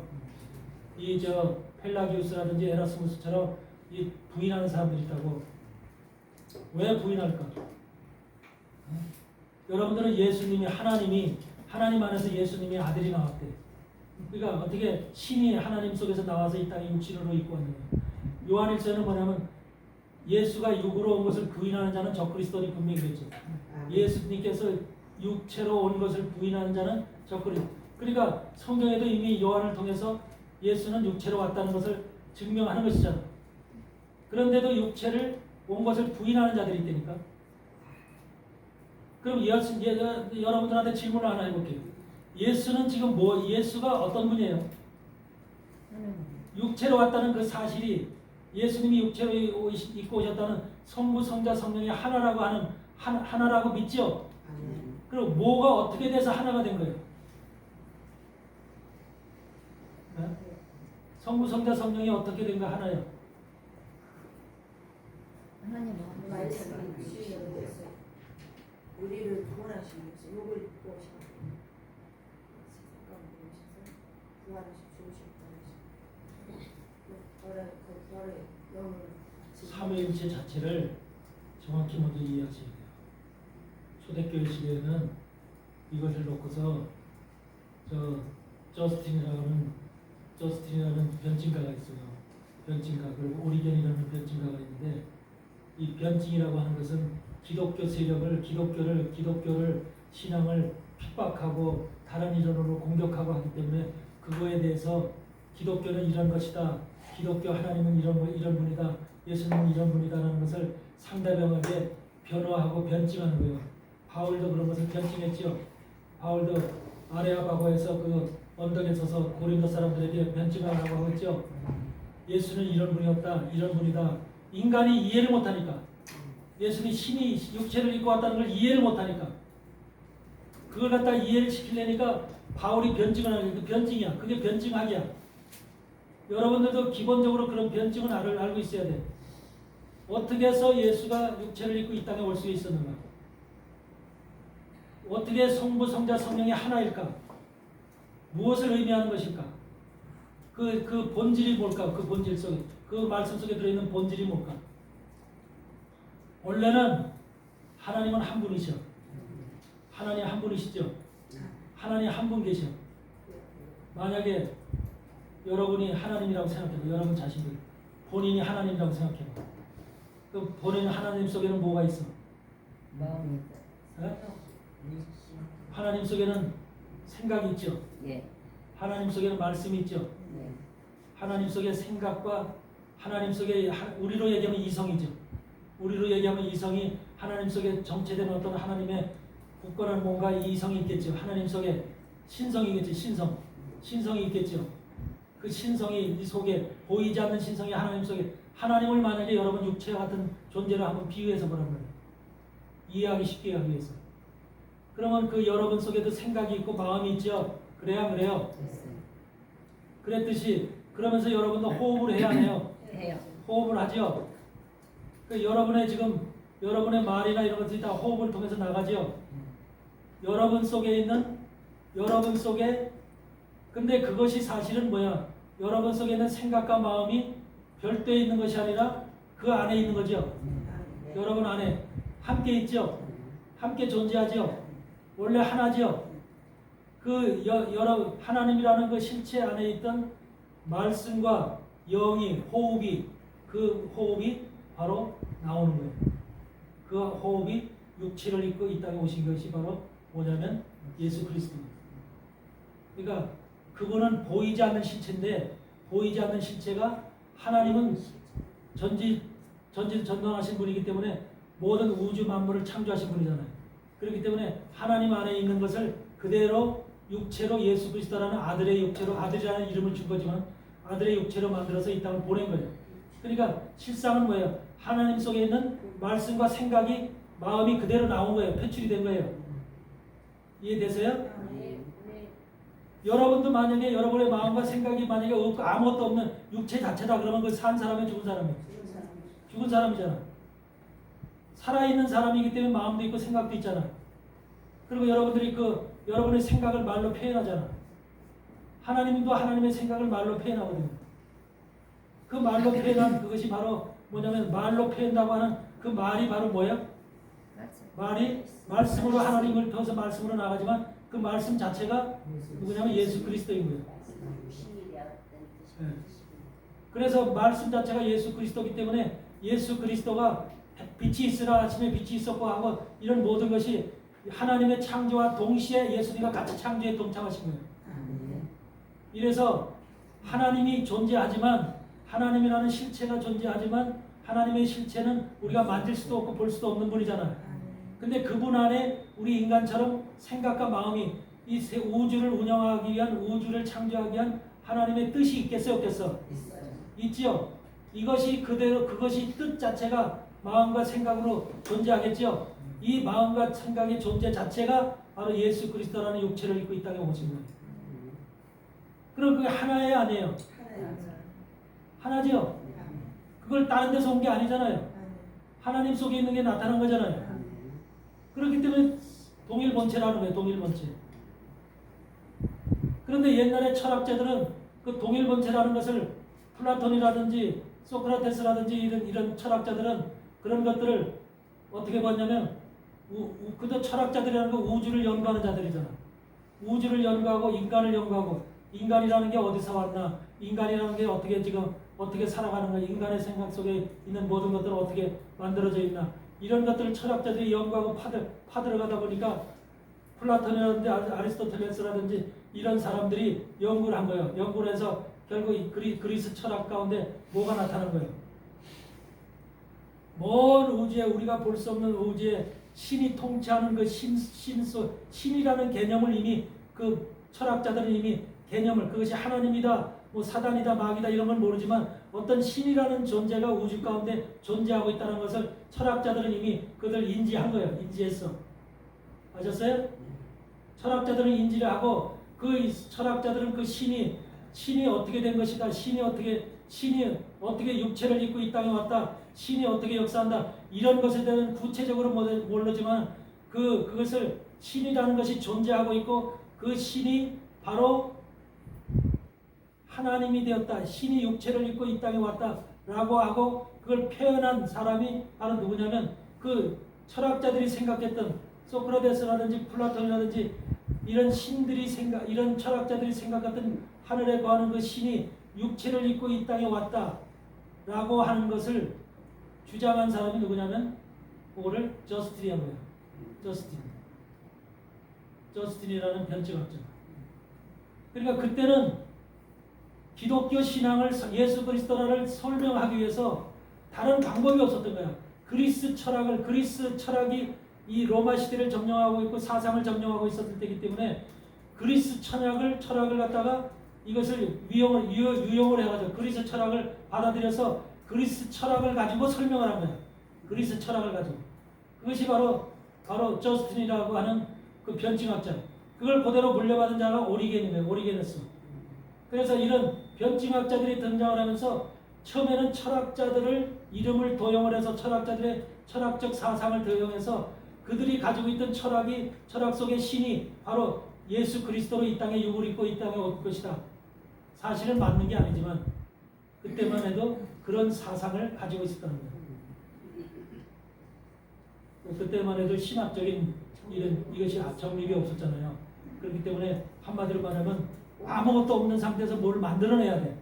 만들어내는 초대교회 당시의 그 상태에서 그것을 만들어낸다는 것이, 그리고 사람을 이해시켜야 된다는 것이 쉽냐고. 예수님이 신이라는데 기독교에서는 바울 예수님이 신이라고 얘기를 하는데 도대체가 이해가 안 되잖아요. 로마 사람들한테는. 그러니까 이것을 설명하기 위해서는 그리스 철학자들을 도용을 해서 그 사람들이 얘기한 그 사건 내용을 갖다가 이렇게 예수 육을 입고 이 땅에 오셨다, 이렇게 설명을 한 것이 바로 저스틴이니까. 그래서 그 저스틴은 뭐라고 얘기를 하냐면 그 철학자들을 뭐라고 얘기를 하냐면 철학자들을 그리스도 이전의 그리스도인들이다 그랬어요. 그리스도 이전의 그리스도인들이다. 그러니까 예수 그리스도를 만나기 이전에 그리스도, 이미 그들은 철학자로 있었지만 그리스 철학자지만 이미 그들은 알지 못하는 그리스도인들이었다라고 저스틴은 그렇게 얘기하고 철학자들을 향해서 그렇게 얘기를 하고 있습니다. 그러니까 초대교회 때 신앙적인 바탕을 만들고 신앙적인 뿌리를 만들기 위해서 얼마나 정말로 한마디로 말하면 아무것도 맹탕에서 몸을 끄집어내야 되잖아. 이런 시대였기 때문에 얼마나 어려웠겠냐는 거죠. 이런 속에서 기독교가 하나하나 체계를 잡아가고 뿌리를 잡아가면서 이렇게 만들어져간 것이 바로 오늘날에까지 이루어진 2000년의 교회 역사이기 때문에 이런 시대를 지내오면서 우리는 이 기독교의 역사 속에서 나타나 있는 이런 현상들을 우리가 잠깐 훑어봤지만 이 현상들 속에서 이 기독교의 역사가 그냥 무대뽀로 만들어진 역사가 아니라 2000년의 역사는 심히 한마디로 고달픈 역사였었다. 기독교 역사가 고달픈 역사였었다. 그러면서도 온 세상에는 80% 이상의 모든 자들이 펠라기오스라든지 에라스무스라든지 알마니우스라든지 또는 실라이얼마라든지 이런 자들에 의해서 전 세계가 신학계가 지금 점령이 되어 있고 뒤덮여 있고, 그래서 진짜 하나님의 말씀과 복음을 가지고 있는 마틴 루터, 바울과 어거스틴과 마틴 루터와 칼빈과 이런 신학자들의 정당한 신학자들의 이 신앙적 노선을 가지고 걸어가고 있는 이런 마지막 시대에 하나님의 교회와 종들이 극히 드물다는, 극히 드물다는. 근데 마지막 때 여러분들 이걸 붙잡지 않으면, 그러니까 내가 존경하는 신학자가 누구인지 분명히 여러분들 머릿속에 기억하고 있습니다. 그리고 그 신학자에 대해서 분명히 알고 있습니다. 신학자들은 수없이 많아. 지금도 살아있는 신학자가 누구야? 유명한 신학사에 유명했던 신학자들 중에 외국의 신학자, 독일의 신학자 중에서 살아있는 신학자가 누구야?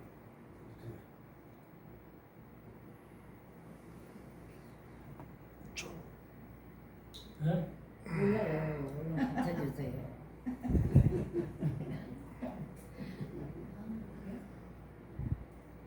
이 신학자는 불트만 말고 누구지? 몰트만이라는 신학자가 아직 살아있는데 거의 죽을 때가 다 됐죠. 근데 몰트만이라는 신학자가 독일의 신학자인데 그분이 어디를 찾냐면 서울신학대학을 찾아. 소사에 있는 서울신학대학을 한 2, 3년에 한 번씩 와서 세미나를 하고 그래요. 근데 몰트만이라는 신학자는 뭐를 주장하는 사람이냐면 자연생태 이론, 자연창조론을 주장하는 사람, 자연창조.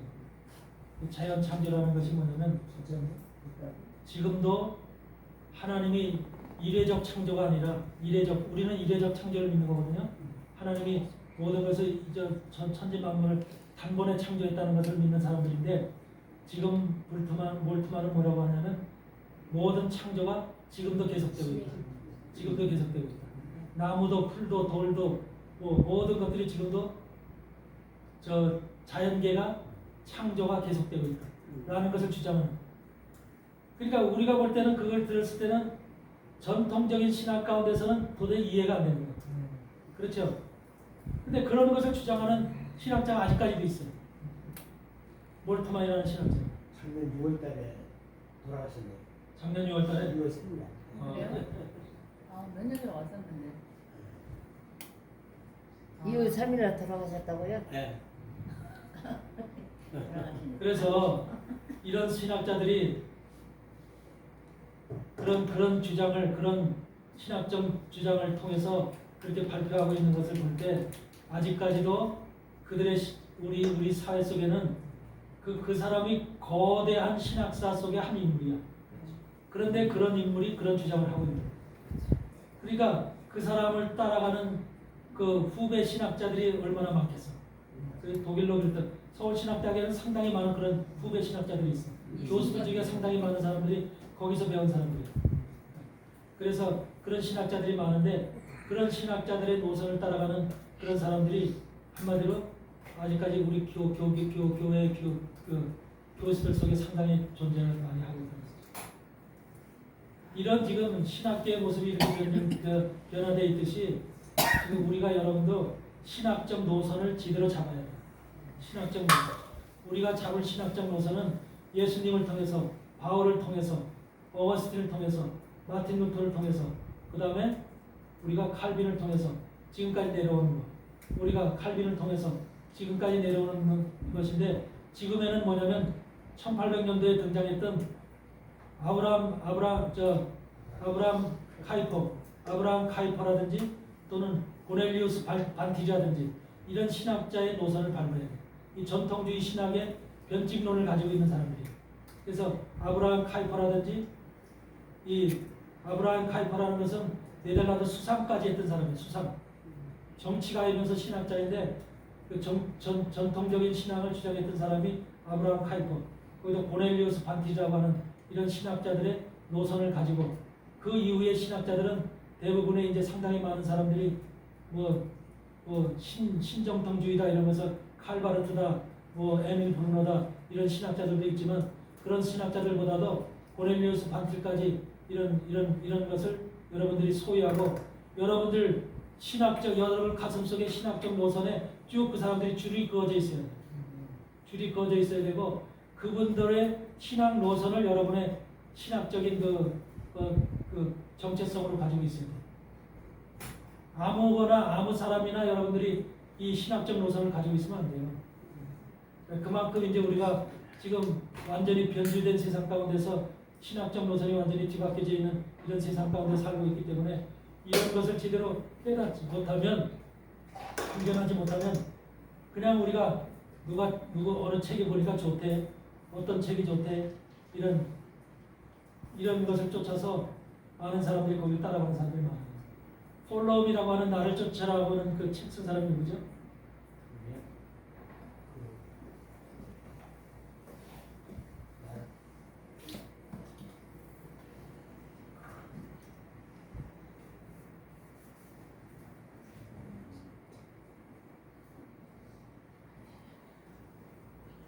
그 사람이 있는데 폴로움이라고 하는 나를 쫓아라는 책을 쓴 사람이 있어요. 1945년도 독일이 멸망하기 전에 4월 달에 한 달 전에 이 참수형을 당한 사람인데 그 신학자로서 저 히틀러한테 대항하고 히틀러 반체제 단체를 만들어서 싸우고 그러다가 걸려서 이제 참수형을 당했는데 그 보네포라는 그 신학자인데 그 보네포가 바로 요즘에 젊은 세대 젊은 신학자들 젊은 신학대학원생들한테 가장 존경받는 인물 중에 하나가 보네포예요. 보네포를 가장 존경하는데 그 왜 존경하냐면 그 사람은 완전히 뭐냐면 사실은 보네포의 사상으로 인해서 뭐가 생기냐면은 엄마들의 신학이 지금 우리가 믿는 신학이 완전히 엉뚱한 신학으로 세속주의 신학으로 바뀌어. 완전히 세속주의 신학으로 바뀌거든. 보네포에 의해서. 그러니까 세속주의 신학이라는 것을 바뀌기 때문에 그런데 세속주의 신학으로 바뀐 내용에 대해서는 생각을 안 하고 보네포가 순교를 당했다.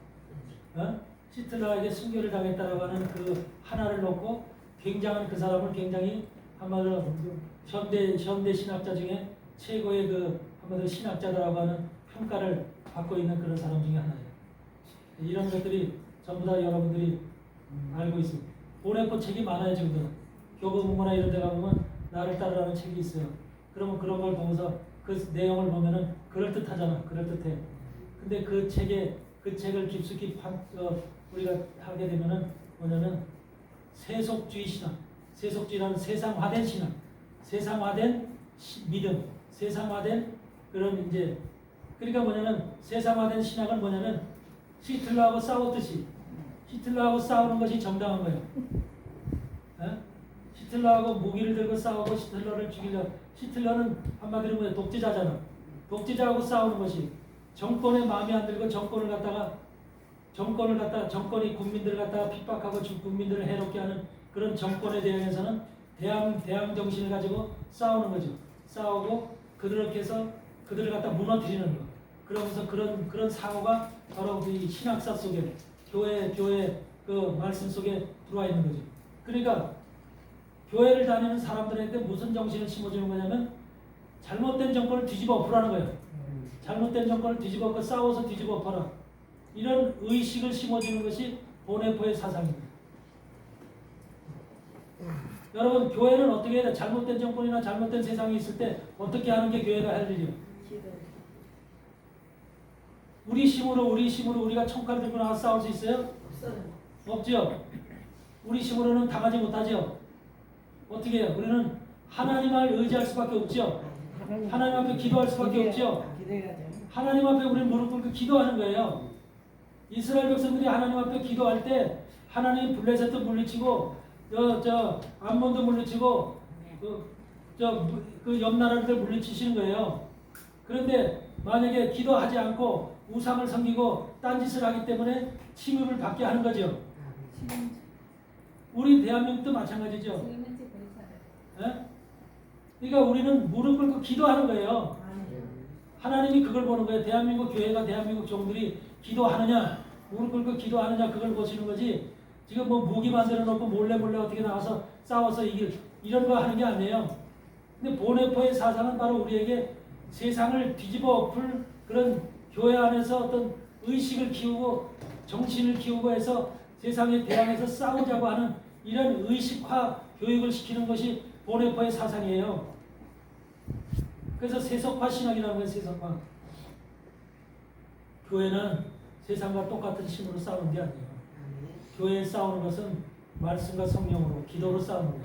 말씀과 성령으로 기도원의 300용사가 힘이 있어서 10만 군사를 물리치는 게 아니죠. 기도원의 300용사가 뭐예요?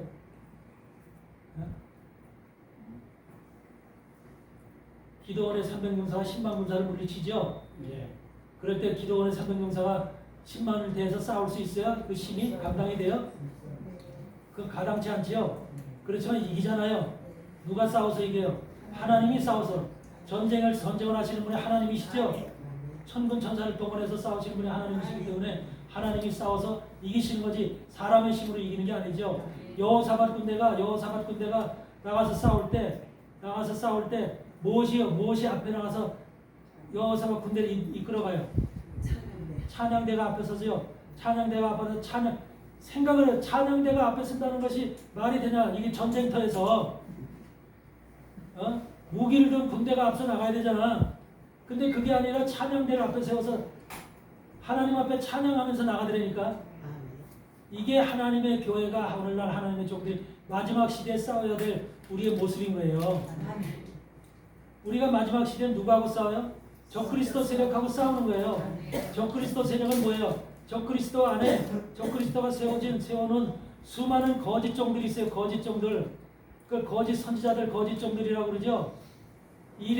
양의 옷을 입고 이리 모습으로 살아가고 있는 거짓 종들. 의의 일꾼처럼 한마디로 거짓말하는 거짓의 탈을 쓴 의의 일꾼의 광명의 천사처럼 행동하는 그런 거짓 종들이 있죠. 이런 종들이 바로 우리의 싸울 대상이에요. 이런 대상들과 우리가 싸워야 되는데 무기들과 싸우는 게 아니라는 거예요. 근데 그 거짓 종들은 뭘 들고 와서 싸울까요? 거짓 종들도 칼이나 총 들고 와서 싸우지 않아요. 거짓 종들은 뭘 들고 와서 싸우고 있어요? 미혹의 말씀을 들고 와서 싸우고 또 돈을 들고 와서 싸우고 돈, 물질 들고 와서. 여러분 속에 부자 있어요? 돈 많은 사람 있어요? 최소한도 돈 10억, 100억 있는 사람 있어요? 그런데 저 사람들은요, 거짓 종들은 물질이 엄청나게 많아요. 그래서 그 돈을 가지고 물질을 가지고 이 없는 종들을 한마디로 미혹을 해요. 당장 먹고 사는 게 필요하고 물질이 필요하니까 거기에 속아 넘어가기가 딱 쉽죠. 이런 것이 바로 그들의 무기란 말이에요. 그렇기 때문에 우리는 뭐예요? 우리는 그런 무기가 아니고 오직 하나님 앞에 의지할 수밖에 없죠. 기도하고 찬양하고 예배드리고 하나님 앞에 말씀과 성령으로 무장되어지는 것밖에는 우리 무기라는 건 없는 거예요.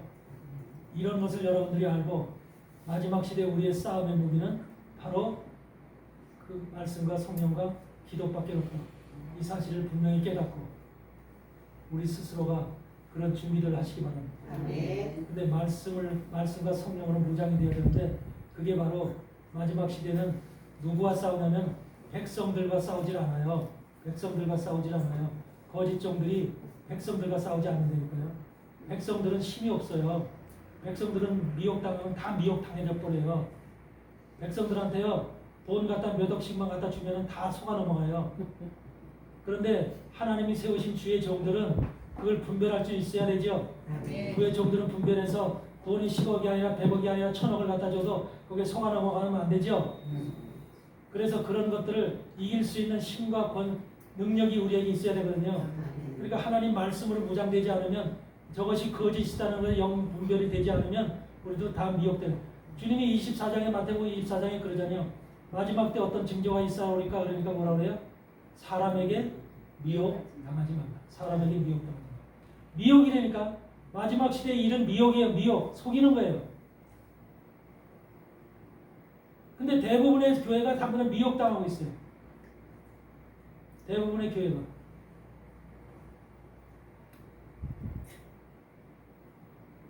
여러분 어떤 목사 중에 돈 많은 목사가 있어요. 부자 목사가 있어요. 근데 우리로서는 상상도 못해요. 근데 그 사람은 어떤 아는 목사, 노예나 어떤 총회나 무슨 행사가 있으면은 최소한 500만 원, 1000만 원 기본적으로 네. 그러면서 어떤 또 목사가 또 힘들다 그러면은 기본적으로 500만 원, 1000만 원은 아주 기본이더라고요. 그래서 그러면 그 받는 사람은 얼마나 좋아하겠어? 얼마나 은혜를 입었다고 그랬어? 그렇죠? 근데 그런 사람들은 보니까 교회도 크고요, 기도원도 서너 개 하고요, 하여튼 여러 곳에 하나님의 일을 한다고 쫙 펼쳐놨어요. 근데 내 눈으로 볼 때는 근데 그거를 또 자랑하는 사람도 있어. 자랑하는 사람. 우리 교회 안에 저런 목사님이 있어서 저런 목사님이 계시다고 자랑하는 사람도 있어. 근데 내가 내 눈으로 내 마음으로 볼 때는 하나님한테 버린 자다. 주님은 분명히 우리한테 누가복음에도 말씀하실 때 뭐라고 그래요? 이 땅에서 부자가 되지 말라고 했어요. 우리가 주님의 사람은 어떤 사람이에요? 가난한 자. 가난한 자. 우리가 아둘람 굴에 가 있는 다윗에게 보였던 사람들이 어떤 사람들? 세 부류의 사람이죠. 하나님이 보냈던 사람들이 다윗에게 세 부류의 사람을 보냈죠. 무슨 사람들? 억울한 자, 원통한 자, 빚진 자, 가난한 자, 이런 자들을 보내죠. 이런 자들을 보내서 다윗에게 속해서 다윗 보고 그들을 다스리라고 그러죠. 400명의 사람들을 보내고 나중에 600명의 사람들을 보내죠. 다윗이 왕이 되기 전까지 그들과 함께하면서 그들과 그들의 지도자로서 그들의 왕으로서 그들을 다스리는 하나님이 다윗을 왕으로서 훈련을 시키는 거죠. 근데 부자 사람 다윗이 힘들 때, 다윗이 고통받을 때, 사울로 인해서 도망자 생활을 할 때 돈 있는 사람 붙여주면은 피할 수도 있고 도망갈 수도 있고 뭔가 좋은 곳에 서 숨을 수도 있잖아. 그런 돈 있는 사람을 통해서는 그런 한마디로 피난처를 만들 수 있어 없어? 육적으로 피난처. 그런데 그런 피난처를 할 수 있는 그런 사람들이 아니라 거기는 가난한 자, 원통한 자, 빚진 자들만 모여있기 때문에 누구 하나 다윗에게 피난처를 제공할 사람 한 사람도 없어. 그래 안 그래요? 여러분들한테 피난처 제공할 사람들 있어요? 여러분들한테 유일하게 피난처 제공할 분은 하나님 한 분뿐 있습니다. 예수 그리스도. 예수 그리스도만이 여러분들한테 피난처를 제공할 수 있습니다. 그래서 인내의 말씀을 지킨즉 환난을 피하게 해주시리라. 빌라델피아 교회에게 얘기하듯이 인내의 말씀을 지켰은즉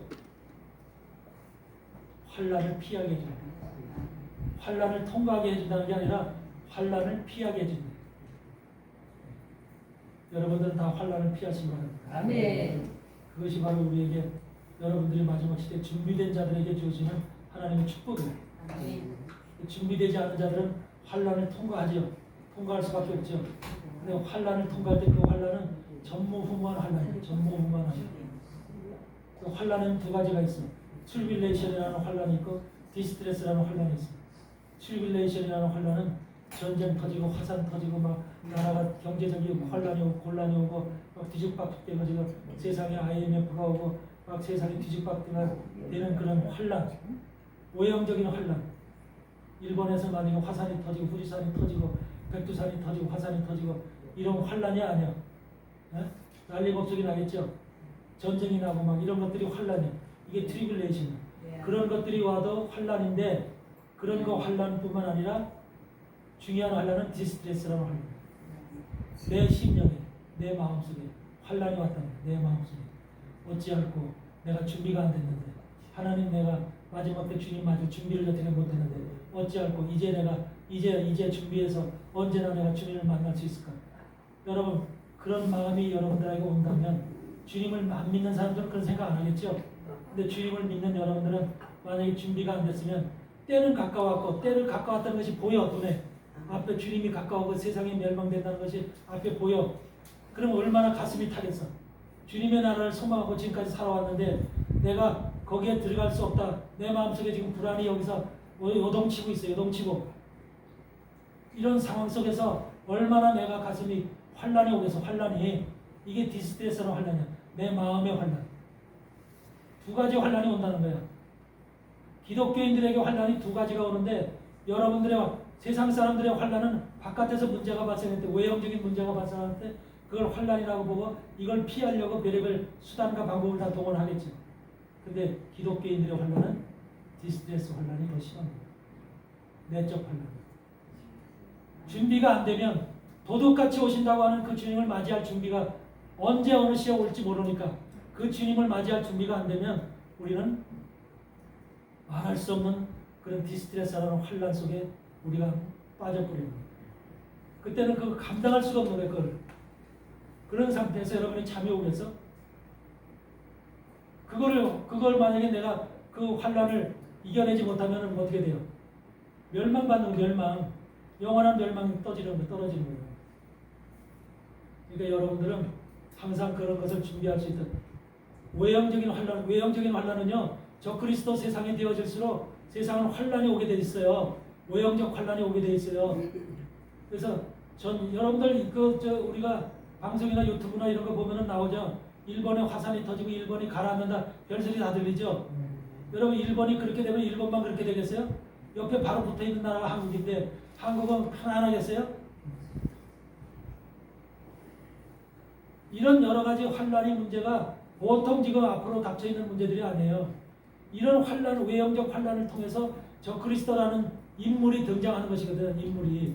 저 그리스도라는 사람은 평안할 때 등장하는 게 아니에요. 환란 속에서 내가 세상의 환란을 평안하게 평정시킨다고 하는 그런 구호를 들고 나오는 거예요. 그래서 안전하다 평안하다 할 때에 저 그리스도가 등장하는 거예요. 안전하다 평안하다. 저 그리스도는 이 땅에 오셔서 안전하다 평안하다라고 하는 구호를 들고 나오는 거예요. 내가 안전하게 할게, 내가 평안하게 할게 라는 구호를 들고 나오는 거예요. 바로 2017년에 유엔 대회에서 선언한 것이 뭐예요? 그러니까 2017년부터는 이미 뭐가 진행된 거예요? 저 그리스도의 선언이 이미 선포된 거예요.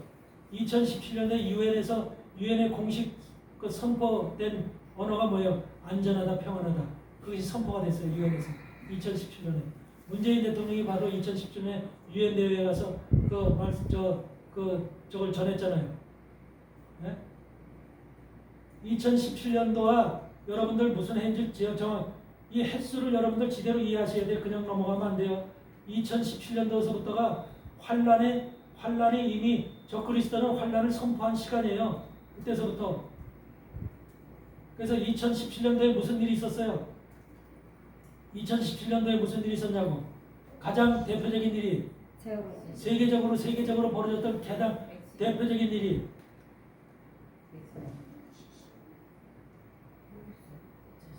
2017년 8월 21일 날 벌어졌던 일이 뭐예요? 개기일식이죠? 그 개기일식이 벌어졌죠? 그 개기일식이 어디서 어디까지 벌어졌어요? 미국의 대륙을 횡단하는 오레곤주에서부터 사우스캐롤라이나주까지 대륙을 횡단하는 이렇게 대륙을 횡단하는 개기일식이 딱 벌어졌죠? 그래서 개기일식이 지나가는 그 가운데는 바로 그 한 30km 정도 쭉 띠를 두르면서 여기는 환하고 낮 시간에 환하고 여기는 검은 띠가 쭉 떼어지는 이런 시간이 지금 오레곤주에서부터 사우스캐롤라이나 주까지 그 3,000km 이상을 지금 이것이 지금 개기일식이 진행됐죠. 왜 미국의 개기일식이 벌어졌는가? 왜 미국이라는 나라에 그 대륙 횡단을 하면서 개기일식이 벌어졌는가? 개기일식이라는 것은 다른 게 아니죠. 달이 태양을 막는 거죠. 낮 시간에 지금 태양이 비치는데 달이 가운데를 딱 막고 있는 거예요. 태양이 비치는 가운데. 그러니까 달이 막고 있는 그 부분에는 태양빛이 안 비치니까 그 밑에는 검은 거예요. 그래서 태양이 달보다 크니까 그 바깥은 태양빛이 나가겠죠. 그 바깥은 훤히 비치면서 달이 가리고 있는 그 부분만 검은 띠를 뚫고 있는 것이 바로 개기일식의 현상이야. 그 개기일식의 현상이 2017년 8월 21일 날 바로 벌어졌죠. 그 사건이 무슨 사건이에요? 그 사건이 언제서부터 언제까지 시작돼요? 8월 21일 날 2017년 8월 20일 날 개기일식이 벌어지면서 그 해 바로 유엔대회 9월달에 벌어진 유엔대회는 평안하다 안전하다는 그 구호를 내뱉었거든요. 그게 세계적으로 벌어진 큰 사건이에요. 그런데 2024년도 2년 전이죠. 2024년도 4월 8일 날 2024년도 4월 8일 날은 어떤 사건이 벌어졌어요? 미국에 또한 개기일식이 또 벌어졌죠. 멕시코로부터 텍사스주로부터 해서 쭉 올라가서 캔사스주로부터 일리노이주로 해서 저기 저 노스 저 메인주로 해서 저기 저 캐나다로 쭉 먼저 지나갔던 이런 개기일식이 먼저 이렇게 지나갔다면 저 2024년도 4월 8일 날 지나간 개기일식은 이렇게 지나갔죠. 이렇게. 예? 여기 멕시코서부터 이렇게 해서 캐나다 쪽까지 이런 식으로 지나갔죠. 그러니까 미국을 지금 뭐 쳤어요? X표 딱 쳤죠. 네. 개기일식으로 다 X표를 딱 쳤다고요. 미국을. 네. 미국 땅을. 맞아요. 이런 사건이 거대한 하늘의 사건이 미국 땅에서 벌어졌단 말이에요. 주의 종이라면 이런 걸 기본으로 알고 있어야 돼요. 하나님이 왜 미국 땅에다가 개기일식 현상을 가위표, X표를 딱 치면서 이걸 보여줬을까?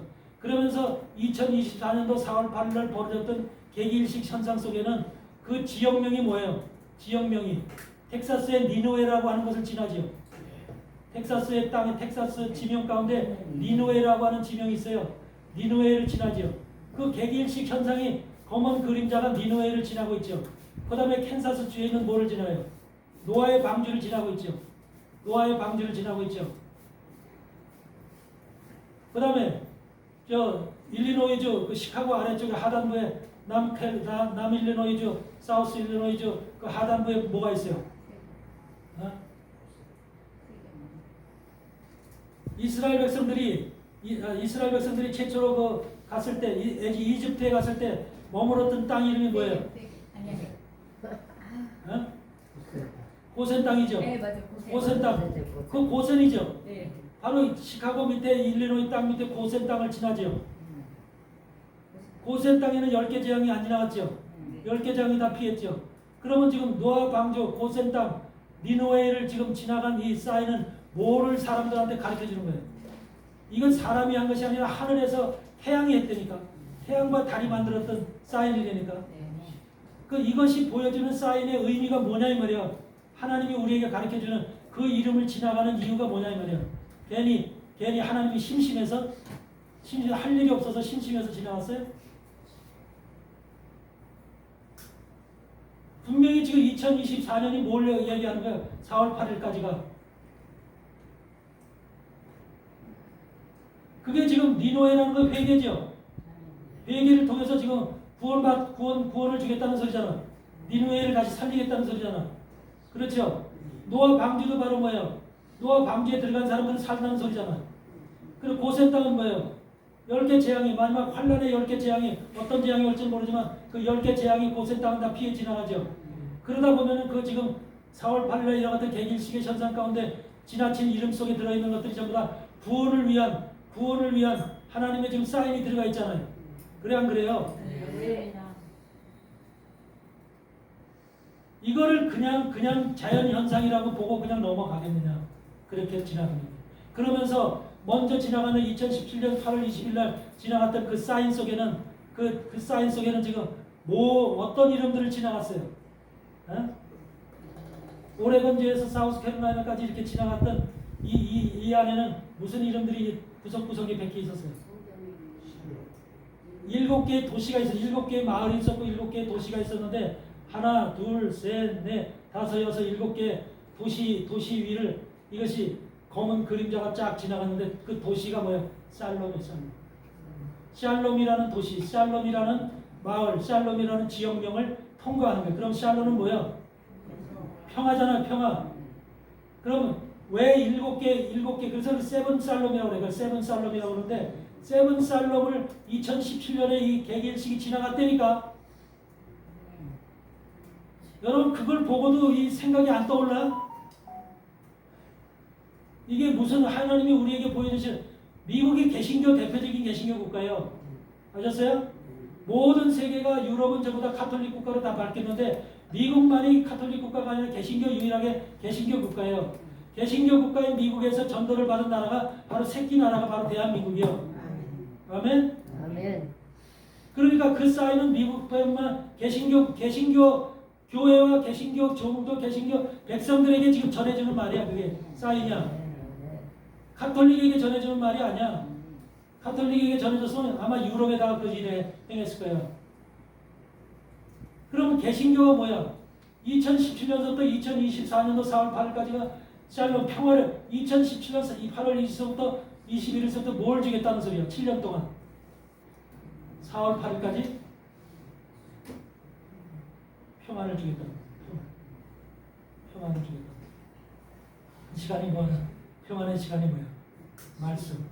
말씀으로 노아 방주로 들어가기 위한 구원으로 니노웨로 고센 땅으로 들어가기 위한 모든 구원을 우리에게 구원을 주시기 위한 모든 것들이 7년이라는 그 7년을 그래서 그걸 미국의 학자들이 뭐라고 해석을 해요? 우리가 요셉의 꿈 중에서 7년 풍년이라고 해석을 하죠. 그거를 7년 풍년 7년 충년이 있어요 없어요? 요셉의 꿈 중에서 7년 풍년 7년 10년 있죠? 그 세븐 살롬의 그 현상을 하나님이 미국에게 개신교 국가에게 7년의 풍년을 허락한 것이다 라고 해석을 하고 있죠. 7년의 풍년을 해석했다. 7년의 풍년이니까 양식이 많이 걷어들이는 해라는 거죠. 양식이 많이 양산이 되고 양식을 저축하는 해죠. 하나님의 교회와 하나님의 백성들에게는 하늘로부터 하늘의 양식들이 쏟아지는 해라는 소리잖아요. 그 시간 속에 여러분들 양식을 먹었어요? 안 먹었어요? 바로 2017년부터 2024년까지가 그런 양식이 충족히 내리는 시간이에요. 그리고 2024년 8월 21일 날까지가 바로 거기에서 이제 8월 21일이 만약에 넘으면 4월 8일이 넘으면 여러분 4월 8일 사건 알죠? 미국에서 일어났던 거대한 그 개일식 사건 알죠? 처음 들어요?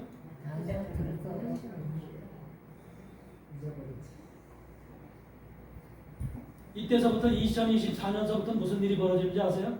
4월 8일 이후서부터 추수가 시작되잖아요. 추수가 시작됩니다. 여러분 그런 사건을 보고도 그런 사건이 하늘의 징조로 나타나는데도 뻔히 보여지는데도 불구하고 이것을 갖다가 아무렇지도 않은 현상으로 다 생각하고 지나가 버린다면 이런 사람들이 과연 준비하는 자냐? 준비된 자냐? 이걸 생각을 해야지. 여러분 지금 4월 달에 얼마 전에 한 달 정도 됐나? 한 달 정도 된 때 이스라엘의 계기월식이 지나간 걸 알죠? 계기월식. 예루살렘의 계기월식. 여러분 계기월식은 유대인에게 이스라엘에게 보여주는 하늘의 징조입니다. 계기월식. 계기일식은 이방인에게 우리에게 보여주는 그 징조고 계기일식과 계기월식은 달라요. 이스라엘 땅에는 항상 계기월식이 나타나요. 한 달 전쯤에 계기월식이 이스라엘에 있었죠. 물론 한국의 신문이나 한국의 방송에서 나오지 않아요. 그런 거 있었는지도 몰라요. 어디에만 나오냐면 이스라엘 뉴스에만 나와요. 이스라엘 소식에 관심이 없는 사람들은 있는지 없는지 뭐가 발생하는지 뭐가 나타나는지 전혀 모르고 사는 거죠.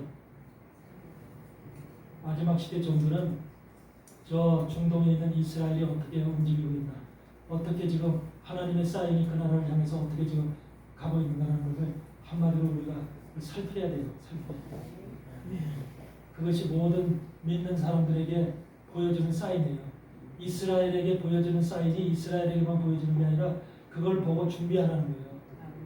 제3성전이 세워지면 제3성전을 보고 제3성전에 가서 우리가 제물을 드리고 제사 드리라는 게 아니라 제3성전이 드려지면 바로 그것을 통해서 저 그리스도가 나타난다는 사인을 그것을 통해서 보여주는 거죠. 이런 것들이 바로 우리가 여러분들이 알아야 될 징조들이, 이미 거대한 징조들이 이 땅을 지나갔는데도 아직까지도 세상에 수많은 사람들이 이해를 못하고 깨닫지 못하고 지나쳐버리고 생각도 아니하는 이런 세상에 지금 우리가 살고 있는 거죠. 여러분들은 반드시 깨어서 준비할 수 있는 자들이 되길 바랍니다. 그럼으로 인해서 마지막 시대 우리의 신앙이 그동안 믿었던 신앙들이 헛되지 않고 전부 다 준비된 자들이 되어서 기름 등불 준비하고 모든 주님의 혼인 잔치에 들어갈 수 있는 복된 종들이 되어지길 주님의 이름으로 축복합니다. 아멘. 잠시 쉬었다 하겠습니다.